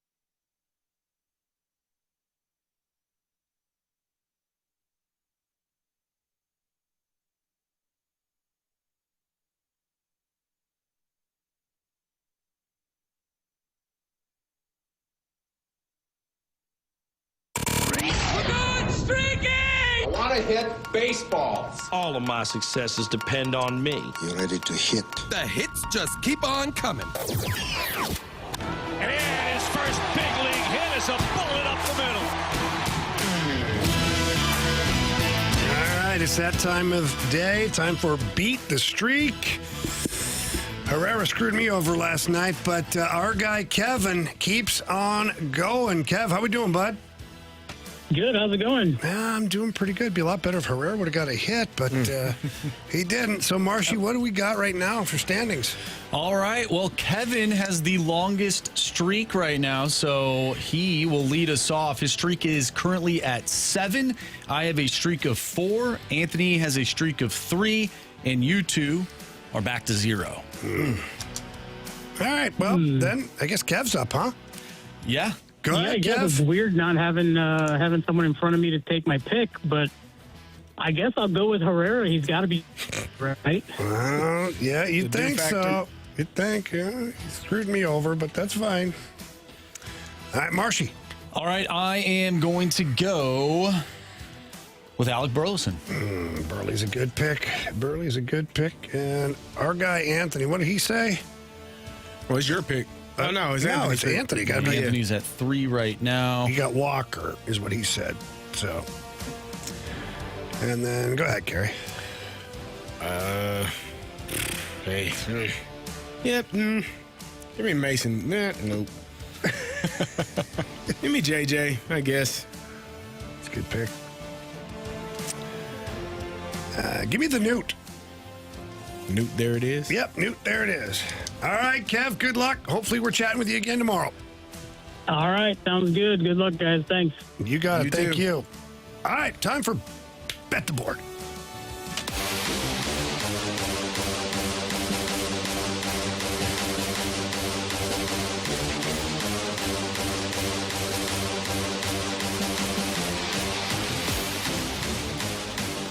Hi, Marshy. What are our standings? All right, so 3 of 4 picks hit last night. Unfortunately for Carey, Brandon Lau. Oh, man, I'm so sorry. Did not get the 1.5. You can say it. I'm not. You don't care. I don't. All right. Actually, I care. No, you don't. I do care. Care that you missed it. See? Exactly. Terrible person. Yeah, thank you. All right, See, I get you. Our current standings. I have 7 points. Anthony has 6. Jamie, you and Carey are tied at 4. Ooh. Tied at 4. Tonight. Ooh. This one is interesting. I'm looking at the White Sox and Yankees. Do I go with Garrett Cole and the Yankees, who are at -149? They have they're going to face off against Davis Martin of the Chicago White Sox. Old Marty there. I think I'm actually going to go with some strikeouts tonight. Oh. Garrett Cole strikeouts right now are at 6+. That was very that helped me a lot last night with Dustin May. Yeah, boy, Garrett Cole 6+ strikeouts at -110. All right, and then Anthony's next, right? Correct. Beat the Streak. Bet the Board. A's or the Dodgers money line. So A's is his first pick money line. Let's check that out real quick. -144. So Anthony's got the A's on the money line. Carey, go ahead. I will take Ozzie Albies 1.5 hits, runs, RBI. Okay, and I will take the Yankees money line -149. That's Bet the Board. Again, the daily drop coming up next. We've got a couple in there already, but get to the mic drop feature. And a daily drop is just whatever you want it to be. A question, a comment, a statement, something you like, something you hate. We don't care. We want to discuss it with you. And that's coming up next here in a couple minutes here. But, Marshy, what do we got right now? A couple? Yeah. Oh, you're talking about mic drops? Yeah. They're talking about minutes. We have all the time in the world, right, boys? Sure we do. Yeah, we have a couple mic drops. So if you want to keep sending them in, do so. But Nick has a question about the NHL draft and Waterboy Mushi. I don't know if it's a different Waterboy. We got Not two too Waterboys? sure. Maybe, I don't know, but. A flopping question. NBA flopping? Well, we'll see. We don't want to give it away. You don't know. You just don't know. There's a couple of sports that to flop around. Clearly, yeah. It's terrible. All right, so that's the daily drop. Again, you got a little bit of time to get your daily drop in. Otherwise, we'll be going with that again tomorrow. Daily drop next here on 101 ESPN.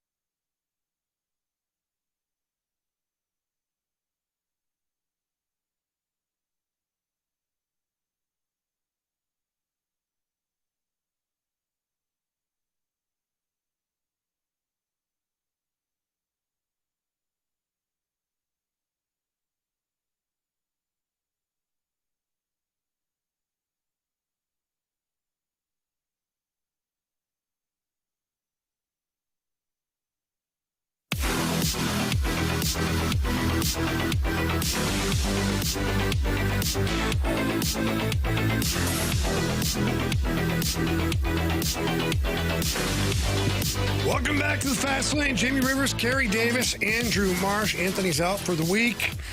It's time for a new segment called The Daily Drop. Whatever you want to talk about, comments, questions, concerns, I mean, you name it. You're going to be able to put that in your mic drop and send it into Marshy, and we'll play it and react to it. So we have Waterboy, the Waterboy, with something he wants to tell us today on The Daily Drop.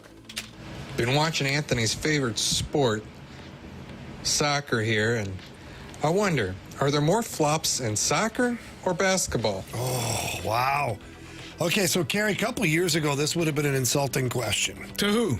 To basketball people. Why? Well, because soccer, we saw the other day, I showed us a highlight where the guy fell to the ground. Didn't even get touched. The guy didn't get touched. And then they went to the replay, and they had to rescind the yellow card because homeboy didn't even touch him. Hey, I think you should get the yellow card if you faked the flop. That's my opinion. I don't disagree. Like, if you flop and nobody touched you, like, if you are just flopping all over the damn place, falling out, pretending like you got hit, and you didn't get hit, I think you should get a yellow card in soccer, and you should get a technical foul in basketball. Because nobody wants to watch that crap, man. You want them to kick them, just a free kick? That would be great. Okay, that's one way. No, I mean, I meant a penalty kick. But if you want to kick the player and then make sure you got him. Oh, you know what? Actually, I now, since you flopped, let me actually hit you where you pretended that I hit you so that we can be even now. Man, what could go wrong? What's better than that? Nothing. You kick him right in the leg, spike him. Right in his calf. Because you pretended like that's what happened. You fell over. Yeah, some of these guys fall over and grab. That's MMA. But they grab their leg and like, oh God. They grab basketball, same thing. Well, like, LeBron, I seen him grab his head one time. Did you see when he looked up to see if anybody was looking? Yeah, it's not great. You see me? You see me? Okay. So the question is there more flopping in soccer or basketball? Yes. No, we need one. You got to pick a pony. It's probably soccer. I'd say it's probably soccer. It's probably soccer. Basketball. You get one or two a game in basketball where you're like, come on, man. Mm-hmm. You get one or two every couple of minutes. Yeah. Soccer. It's probably soccer. Kick those guys out. Don't return. My rule. That's what give them a red card. Yeah, get rid of those guys. Yeah. Okay, so that was Waterboy, and now we've got Nick with a question for us on the Daily Drop. My question is around this year's NHL draft, in that if McKenna or Stenberg are truly franchise players that would be worth the Blues trading up, or should the Blues just make those 3 picks in the first round, or utilize them to package with like a Kyrou to get a legitimate star? Because it seems like with what the other teams in the division are doing, the Blues are going to need a few superstars to really compete with them, because that's what Vegas needed to knock out Colorado, and Makar had to be hurt. So I just don't know what the Blues would benefit from moving up to get a player that may or may not end up being a second or third line or second or third pairing defenseman or forward, to where it's not really going to make a difference in the future. But if they could continue to stack valuable assets, they could then use those in 3 years, say, if they're truly contenders, to actually go out and get a true superstar. Yeah, well, so great question, Nick. And I think the Blues are going to try and package up some of these picks to get something of value. Problem is that most teams aren't parting with the players in the age group that the Blues are looking for. They're looking for that 24 to 28 range, somewhere in there. And right now, teams that have those players that you want, they want them too. Yeah. And they're in the process of wanting to win right now as well. And so your draft picks or your prospects, they're not really coveting those right now. So I guess ultimately what you'd have to do is target the bottom tiered teams that have no chance of like being a winning team, and see if they've got a player that you want, where they would say, you know what, 2 more draft picks in the first round this year, that helps us. That's good for us. Problem is, I don't know if there's a lot of those really crappy teams around this year. I mean, if you look at the Toronto Maple Leafs, I know it was a lottery Toronto Maple Leafs aren't a crappy team, yet they're going to get the first overall pick. San Jose wasn't a crappy team. They get the second overall pick. Chicago, even though they didn't have a great season, still not a crappy team. They're on the uptick. They want to find players right now. Right. They're not in the development pool where they want draft picks. And they had a good start to their season. Yeah. Where everyone was like, whoa, look at the Blackhawks. And then they kind of came down to earth. Yeah. But, they're still ascending. Why wouldn't they want young talent? Yeah, I think that Doug Armstrong, quite honestly, unlocked the real code to this when he fired off the offer sheets. Yeah. That might be the only way you can now go steal or acquire players in that age bracket from other teams. So then you got to do your homework. This is going to be a really tough year for that, too, because the cap is going up substantially, which means a lot of teams are going to leave a cushion there for an offer sheet so they can match it. Like a lot of people are dropping the Dorofeev kid from Vegas. I'm looking at that saying, man, yeah, it's a great call, but Vegas has the opportunity with the unrestricted free agents that they have and all the things that they have a lot of opportunity. Doesn't mean they will because it's Vegas, but they have a lot of opportunity to create cap space. They've got 5 UFA forwards, 4 UFA defensemen coming off the books. And they currently have $11.7 million in cap space. So if you offer sheet of Dorofeev with all those guys coming off the books, you're going to have enough money. Jeff Merrick of the Daily Faceoff, I saw a video. Maybe we can get into this more tomorrow, but 3 names that he brought up were Dorofeev, you just brought him up, Maverick Bourque, who we've talked about in the past, Dallas, yeah. and Leo Carlson, all guys that could get offer sheeted. And at the end of the video, he mentions Alexander Steen and the St. Louis Blues. Well, we'll dive into that tomorrow. We'll do a little more research behind that. I think it's a great segment. We'll dive into that tomorrow. So, I don't know. Time will tell what the Blues are able to organize with this draft. I personally would be looking to acquire a player that can help us now or next year that's in that age bracket that Army's been talking about. We got one more daily drop. This one's from Michael. Everybody is so ready to trade Jordan Kyrou, but he's a 30-goal scorer annually. And if you could trade him away, how would you replace that production? Could you get back a return that would get you the same amount of production? Yeah, that's going to be tough. Before we get to that, I just pulled out the Anaheim Ducks. And just so everybody knows, the Anaheim Ducks currently have $44 million in cap space. I got some room? Yeah. So whatever you offer, and Ross Johnson and Jensen Harkins are coming off. They're UFAs. Nobody else, Radko Gudas. Nobody else, it's not going to worry. They got plenty of money. So I think the Dallas Stars are the one team that you probably look at, especially with the Jason Robertson yeah, they only situation. have $11 million in cap space right now. And a UFA, Jamie Benn, determine what they'll do with that. But Maverick Bourque and Jason Robertson are set to get paid. They're going to have to move somebody of value. Maybe it's a defenseman. I'm not sure. But yes, the Stars are in a pickle right now. And maybe you just throw it out there to make them make the move. Force them like Edmonton did. And in the Blues case, Edmonton made the wrong move. It did. And the Dallas Stars right now, oddly enough, don't have a first rounder this year in the draft. They don't have a third rounder or a fourth rounder, so they only have a few picks. Might be able to entice them if you're the Blues with all your picks that you've got. So anyways, back to the Kyrou question from Michael, or the comment, the statement. I agree. That's what I've been saying. I'm not about just keeping Jordan Kyrou no matter what, but you got to find somebody who's going to replace that. We talk about the offense that was lacking at times for the Blues this past season. Well, imagine what it's going to be like if you don't have a guy like Kyrou. Well, I was telling you, he had a bad season. You had a bad season last year, but go back and look at his stats. His stats show you that he's probably a 60 to 70 point guy, maybe 75, and he's a 30 to 40 goal scorer. You don't just find those guys. So unless the deal wows me, and then again, he has to agree to it, I wouldn't be actively looking to move him unless somebody wows me. I actually want to go back to the Dallas Stars situation, because if I'm not mistaken, if you did put an offer sheet out there, the draft picks that you would have to give up would be for next year, correct?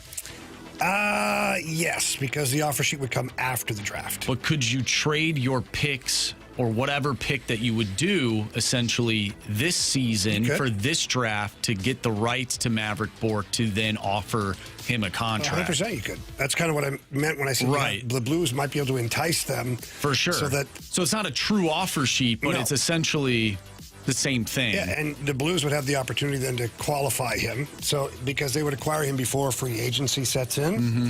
So the Blues would have the opportunity then to qualify Maverick Bork before free agency hits, before offer sheets can be sent out. And now that qualifying it doesn't mean he takes it. Mm-hmm. It just means that he will remain the rights of the Blues. Correct. But if I was Army or Steeder, I think I'd have that contract extension in place. Yeah, you want to do it without it. Avoid being a team that has somebody plucked away from you because of an offer sheet. So, all right, that was the Daily Drop. That was our first one. We'll be doing this every day from now on, so please remember to send those in on a daily basis. It is time now for Sports Six Pack. 314-399-9646. Get those questions in now. First part of the Sports Six Pack next on the Fast Lane.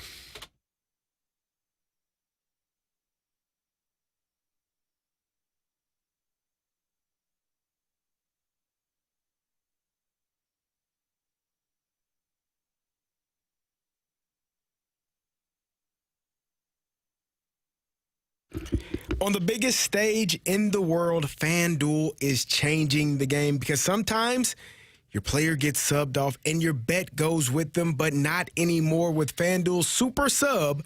If your player is subbed out, your bet stays in. That's right.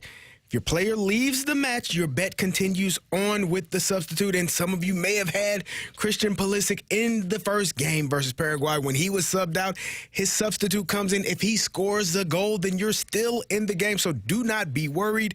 Do not be afraid. If that player goes out, his substitute scores, you still get paid. So you're in it until the final whistle. All you have to do is visit FanDuel.com/local. That's FanDuel.com/local to get started now. Let there be goals this summer on FanDuel in abundance and hopefully plenty for the USA. USA, as it were, in Game 1. You must be 21 plus and present in Missouri. Gambling problem? Call 1-800-GAMBLER.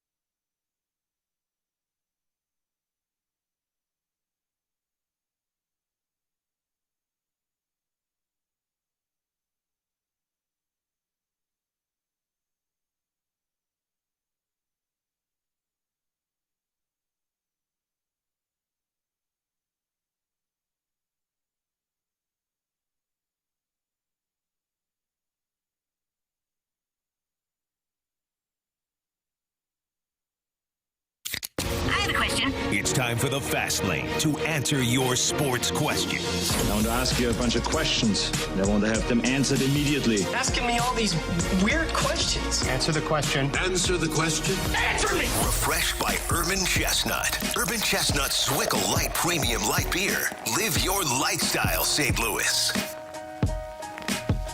It's a Fast Lane here on 101 ESPN. Carey Davis, Andrew Marsh, Jamie Rivers. It's time for the Sports Six-Pack. Question number 1. Very interesting question here from the 618. Uh-oh. Which franchise future are you more excited for? Is it the Cardinals or the Blues? Who do you think reaches their respective finals first? Wow. Man, I'm going Cardinals. Cardinals right now are a playoff team. Yeah. Blues were not a playoff team at any point last year. I think I gotta go with the Cardinals as well. Like, Yeah. I think they have more players that are showing the ability to step up and maybe not reach their ceiling just yet. Hopefully this isn't their ceiling, but they are playing very good and they are making things exciting. And I don't know if you got enough of that from the Blues this past year. A lot of question marks still surrounding the Blues. Yeah, I mean, the Cardinals are doing what the Blues have talked about. Yeah. But and the Blues, again, you saw steps in the right direction at the end of the season. Problem is, Cardinals has given you steps in the right direction since Chaim Bloom has taken over. So, at this point, love my Blues. At this point, when I look at the Cardinals lineup on paper and I see the players that they have, I think they're closer. Well, Carey, this is supposed to be the worst year of this rebuild, right? Yeah. This extended amount of time. This is supposed to be the worst year.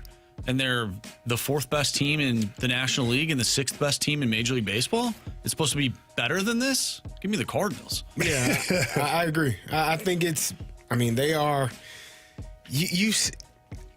Okay, so the Blues don't have an MVP candidate on their team as of right now. No.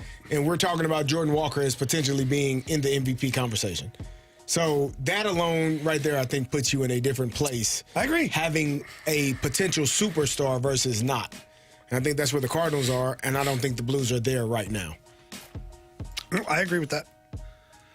Question number 2.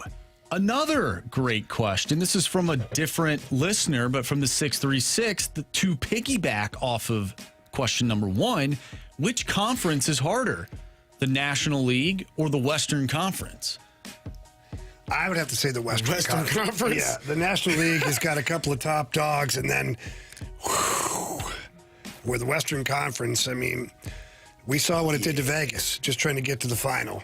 Mm-hmm. They had nothing left come Game 5 in that final against Carolina. The Colorados, the Dallas, the Minnesotas.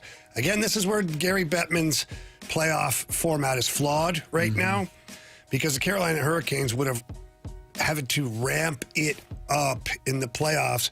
But because Montreal, not that they got lucky, but they beat Tampa, and, they end up in the conference final.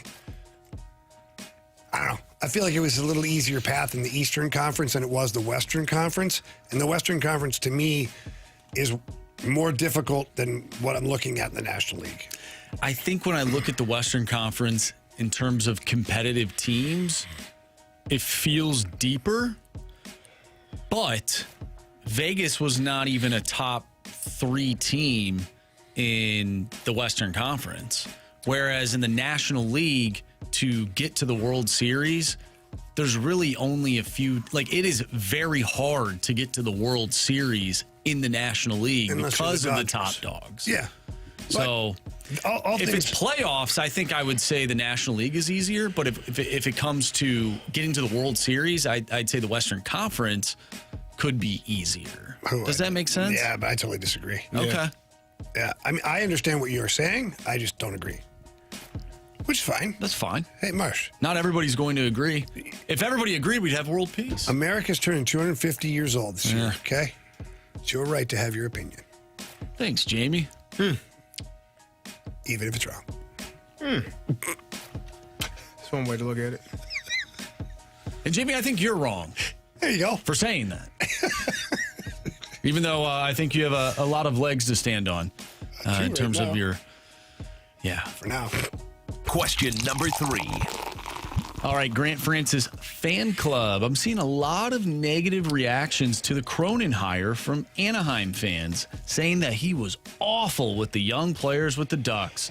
Jamie, what would your response be to those concerns? Yeah, I mean, I don't know if he was awful for them. He certainly didn't get along with Trevor Zegras very well, but Trevor Zegras didn't get along with some of his teammates either. And it took him a while to find his footing in Philly. And Rick Tocchet had to work with him a lot. The team did improve as far as points earned for wins under Greg Cronin. I didn't play for Greg as a head coach. And I wasn't in those meetings. I wasn't on that bench or in the locker room. Greg Cronin was a very good assistant coach for me with the New York Islanders. He is intense. He is sometimes in your face. But again, it's the details and the standards that he's trying to uphold. With Greg Cronin, there's no days off. Like at practice, it's not a day where I'm just tired. No, you're not. Just like Rod Brendamore. So he was asked about his team. And he said every day, we talk about the leadership, Jordan Stahl, Martinook, Slavin. He said every day those guys got to the rink, they set the tone. Every day they were going to out-compete the guy beside them in practice. They're going to work the hardest they possibly can every single day. That's what Greg Cronin wants. And if this team here in St. Louis, if some of these guys are too soft, I don't mean like they can't take a verbal correction. Whatever. I don't know. Yeah, I don't know. I'm not going to say, but if you're so soft that you can't compete every day, if you can't, uphold the standard every day, that's on the player at that point. The coach's job is to set the standard and then hold you to that standard that the entire team, by the way, is supposed to be set to. And if you can't do that as a player, then is that the coach being a jerk or is that a player that's unwilling to do it? And that I don't know. And time will tell if Greg Cronin is the right pick for the Blues. But I'm not going to sit here and just say, he's the wrong guy. We give up on a bad pick. He hasn't spent 1 second in the Blues locker room. Right. Not 1 second on the ice. Not 1 second in the video room.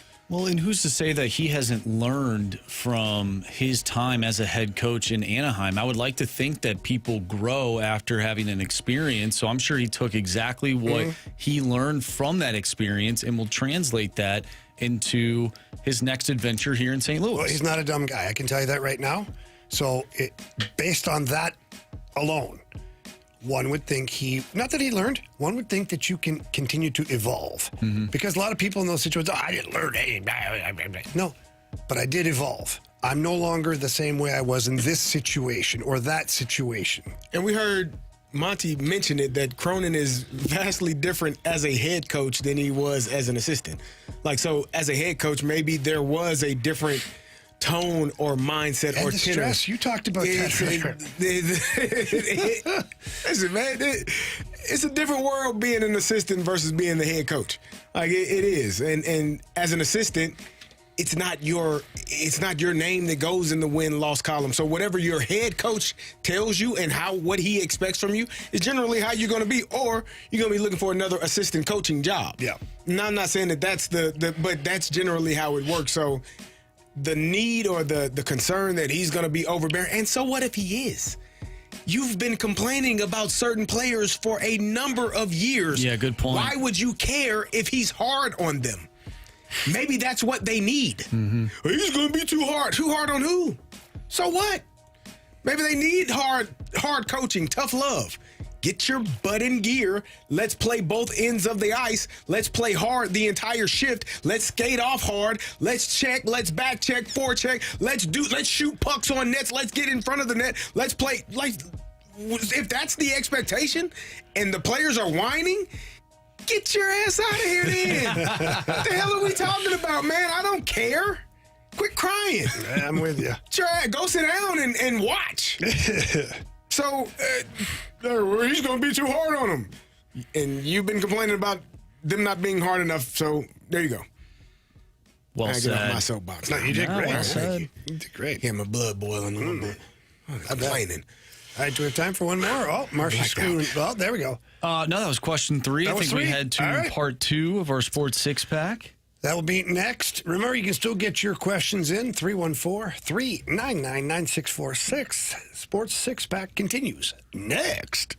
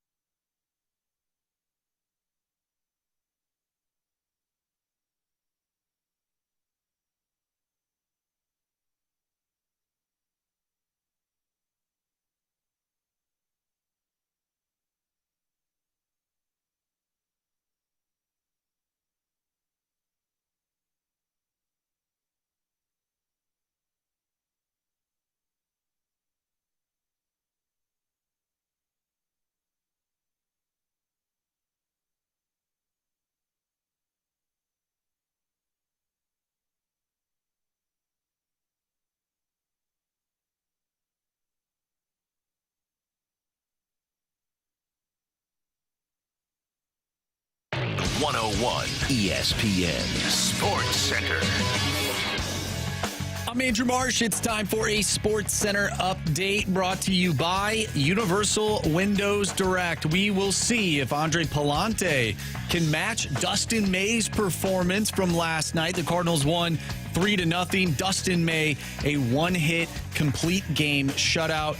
Andre Palante will take the mound tonight for the Cardinals with that 7-4 record. He'll face off against Michael King. First pitch is at 6:45. Coming up next, we have part 2 of our Sports Six Pack. So get your questions into the Air Comfort Service text line 314-399-9646. We'll answer your questions next. I'm Andrew Marsh, and the Sports Center update is brought to you by Universal Windows Direct. You'll be saying, I love my windows.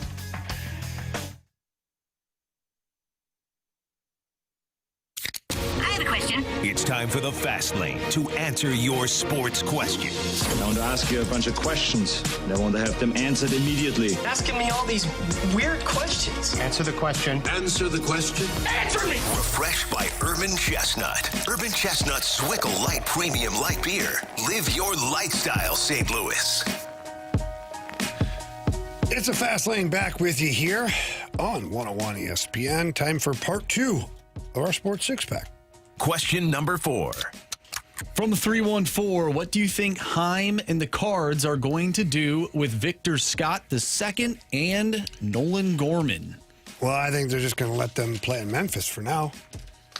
I mean, there's nothing you can do except hopefully have a player that figures it out and that starts to get on a little bit of a roll. And right now, the bad thing for the players, the good thing for the club, is that the Cardinals are still winning, and the players that are replacing them are producing. That is the worst fear ever, is to be demoted or replaced by a player, and then they go on to have success, and the team continues to win.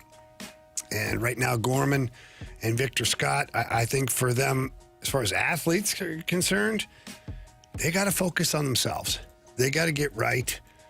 Victor Scott has got to somehow find a way to be just an average offensive player in the major leagues, because that gives him a chance to play, because he's so good defensively and he's got such great speed. And for Nolan Gorman, he's got to find a way to make contact a lot more and find a way to put the ball in play like Jordan Walker did. Jordan Walker found a way to put the ball in play, and now that ball is finding a home out there more often than not, and he's touching seats at the same time.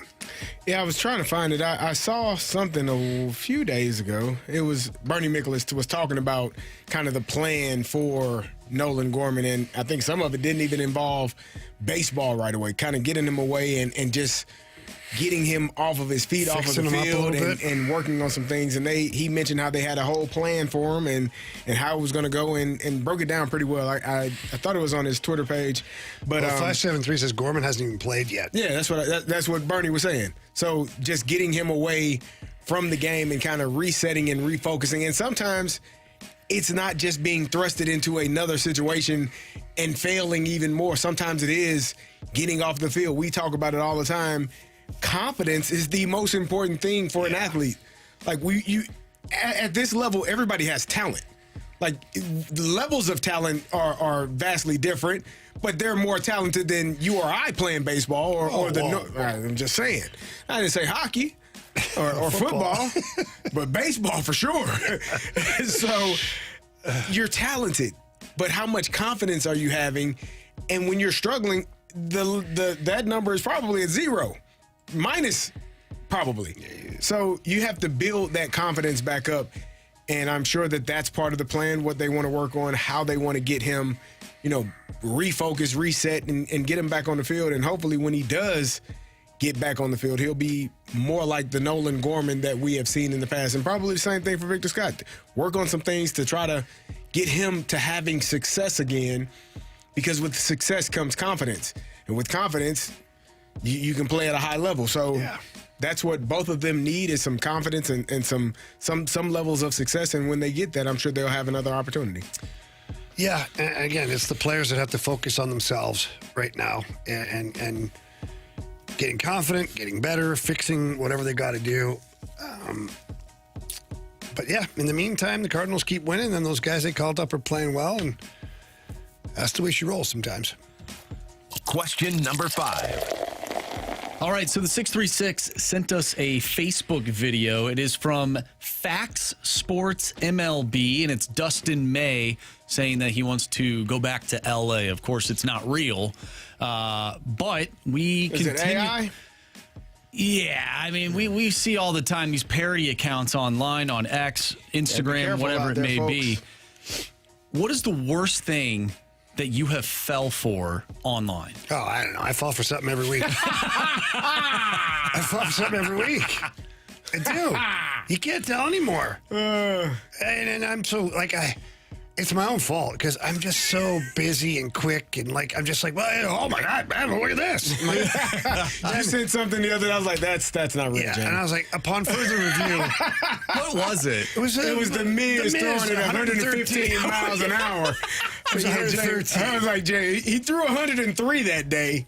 But I was like, Jamie, that's not real. I didn't see the game, so I was like, holy crap. You can't. I'm like, oh my God. And then Carrie's like, that's not real. And I'm like, Carrie writes that anyways. And I'm like, so then I look at, I'm like, what are you doing? You didn't even look at this account. What are you doing? I'm that guy. I operate so fast. And then when I go back, when I proofread, you look at it, you're like, wait a minute. What an idiot. Yeah. Slow down. Yeah. But what pisses me off, if I take a minute here. Tell us Elon Musk what's really going on. AB. Yeah, that was a good one too, man. You know what pisses me off more? Is Elon Musk, when he bought Twitter, the blue check mark, anybody can just buy one now. It used to be nice to scroll through, and if you had a blue check mark, it's because they background checked you, they researched you. Yeah. You had to have a pro career or be a writer. Anybody can your have ass was on the line if you put something out there that was not true. Yeah. Now you can get anybody. You mean you can pay for it? The never-ending wipe can be a Twitter page with a blue check mark. Man, and that's actually a listener on the text line. I know. And then he's posting the Miz throwing 113 miles an hour, And then some Jamie people is responding. Yeah. Whatever it is. Hey, it's all good, brother. It's all good. Marshy's trying to find something more to embarrass me right now. No, I'm just researching something. Well, that's more than I do. Already going one step further than Jamie. All right, we'll go to the next question. Yeah, let's go. Question number 6. All righty. Hey, guys, this is Mild Bill.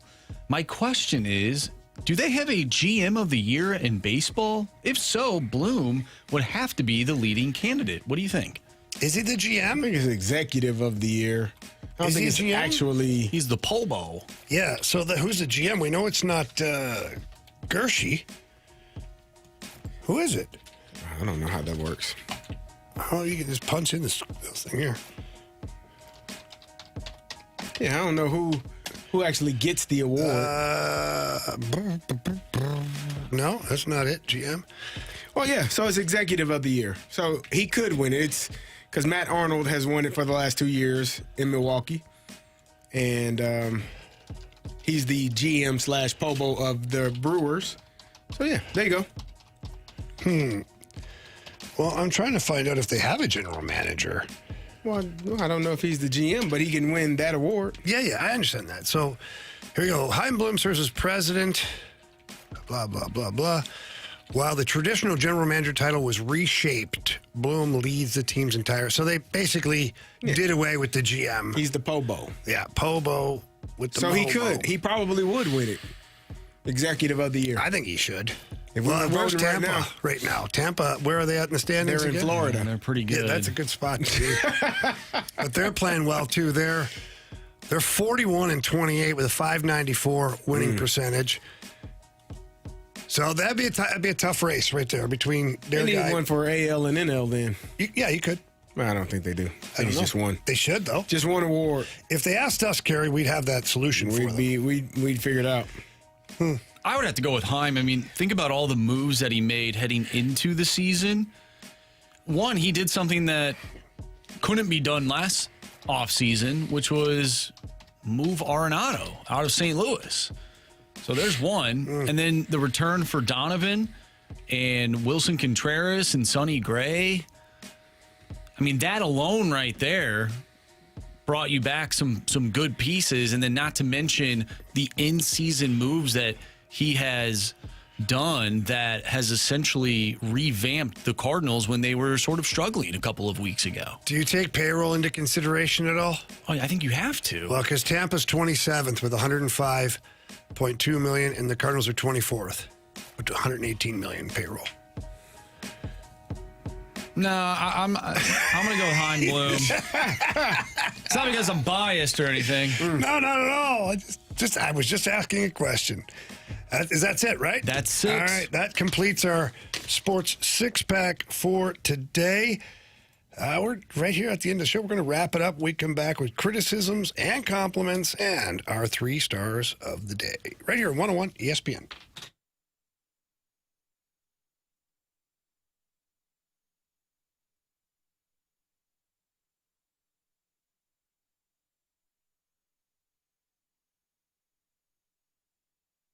Cheap, fun. Let's get dirty with some delivery. How about that? Dirt Cheap offering delivery. It's available on the Dirt Cheap app or on the website within a 10-mile radius, of course. And by the way, that app is fantastic. You download that app and you get to be a part of the loyalty program. And every dollar spent at Dirt Cheap earns you points to use in store. And as far as freebies are concerned, those come every week, but you got to be on the app to check it out. And they have events that come into play at different locations, in-store specials. They have tastings. Sometimes it's the wine, the bourbon, tequila. They'll have those set up, but you have to get to the app and check it out. And as far as the product is concerned, Dirt Cheap has everything you will ever want when you're throwing a party, a get-together, even just a quiet night at home with family, friends, or that significant other. Just a great selection of great wines. Red wines are fantastic. The bourbon selection is just amazing. And yes, they've got every beer that you are looking for, including my favorite, the old Zwickel Light over there at Dirt Cheap. So please check out dirtcheapfunfun.com for more information. Again, that's dirtcheapfunfun.com. Remember to have fun, but please be careful out there.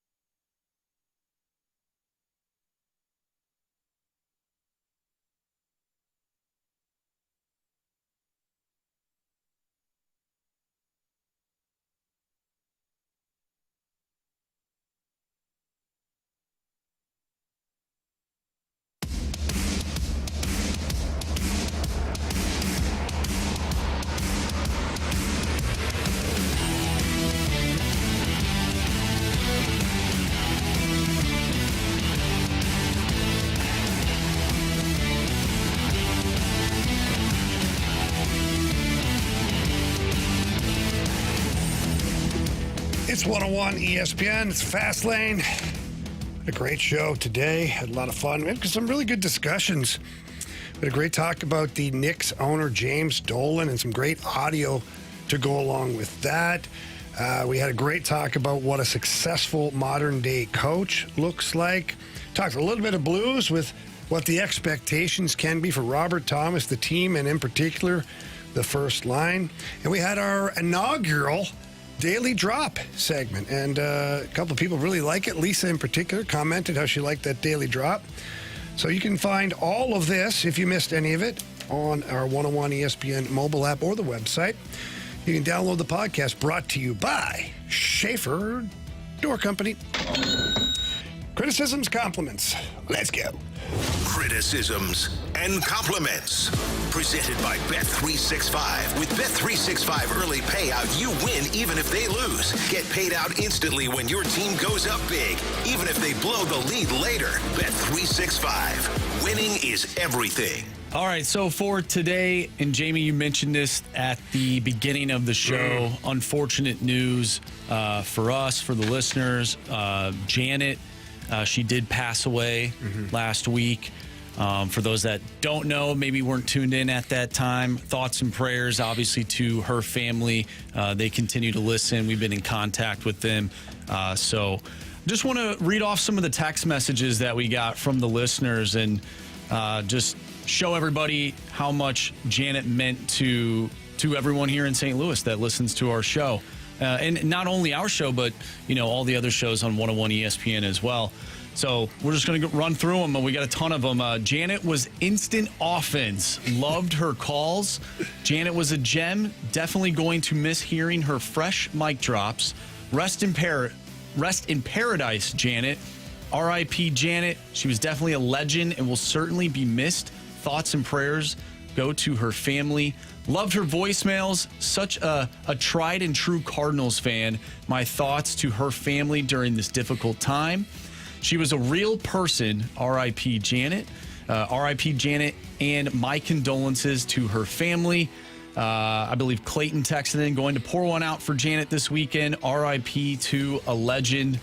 She was a great part of the show. Heartbreaking to hear about Janet. She was the best and told it like it was. She wasn't afraid to put you fellas in your place. LOL, God bless. I think that summarizes Janet to a T. Like, she was a part of the show, and our number one rule is nobody is safe, and that included us. She is the best, man. She really was. And I said it earlier, we have so many great people who listen and participate in our show, and it always sucks when we lose one of our listeners, but Janet she'll be forever remembered here in the Fast Lane and on 101 ESPN, and we will continue to use Janet drops wherever they are, whenever they are necessary or wherever they fit properly. We're not going to stop doing that because we know that Janet would want us to keep playing those, as well as anybody else in her family. And our loyal listeners love hearing some of the things she's had to say. So heart goes out to Janet and her family and everybody that's involved. And she'll be missed, man. I think we're going to do something special next week when Anthony for returns. Anthony to come back, because I know he would really want to be a part of it. We're going to try and put together something unique for our girl, Janet, and we're going to try and communicate that to her family as best we can so they can be listening and be a part of it as well. So, Janet, you'll be missed. Indeed. We love you. So we did get another text message from the 314. This show is so well balanced. Each of you brings a unique and complimentary perspective. I will miss Stalter this week, but 101 found a winning combination for sure. Thank you, man. Thank you very much. That's very nice. We love working with each other. And although we get after each other and we say things and make fun of each other, that's like family, man. Yeah. That's like family. And so it's great that people feel that way. And I got to tell you, I was at the Bourbon and Brews over the weekend, and so many people came up and talked about how they listened to the show and they like our chemistry as a group together. They feel like they know us. They want to jump in the conversation, and man, that's what it's all about. Agreed. Yeah. We got a text from Indebor We Trust. Oh, Always love the show, but holy fast lane. What's a brother got to do to get off the do not read list? There you go. Yeah. You got to send a text like that. There you go. You just got to cry enough. And done. But he's crying. Well, the problem that Indebor We Trust has is that we do respond. No, he tends to just send the same message over and over over and over again. That is a bit problematic. Yeah. Like, if you keep asking the same, it's like when your kids, dad. After the 30th time, it's like white noise. I don't even hear it anymore. I tell them all the time, my name's not Dad. You got to figure it out. You can figure out. When you do, I'll answer. So, a little advice in DeBoer We Trust. Write the text and don't just copy and paste it 27 more times. Let it marinate. We'll get to it. Let it do it. If it's that good of a question. If you got to ask multiple times, well, he goes, they are good questions. We do have a lot of texts that come through, so sometimes we don't see everything. We don't see everything. We have done that question before. Maybe you missed it. The Mount Rushmore, which Jamie and Anthony gave 5 people because they don't know it's 4. Day. But we've done that before. So go back and listen. It's on one of the podcasts. Yeah, we'll figure it out. Courtesy of the Schaefer Door Company. Here we go. Mm-hmm. All right.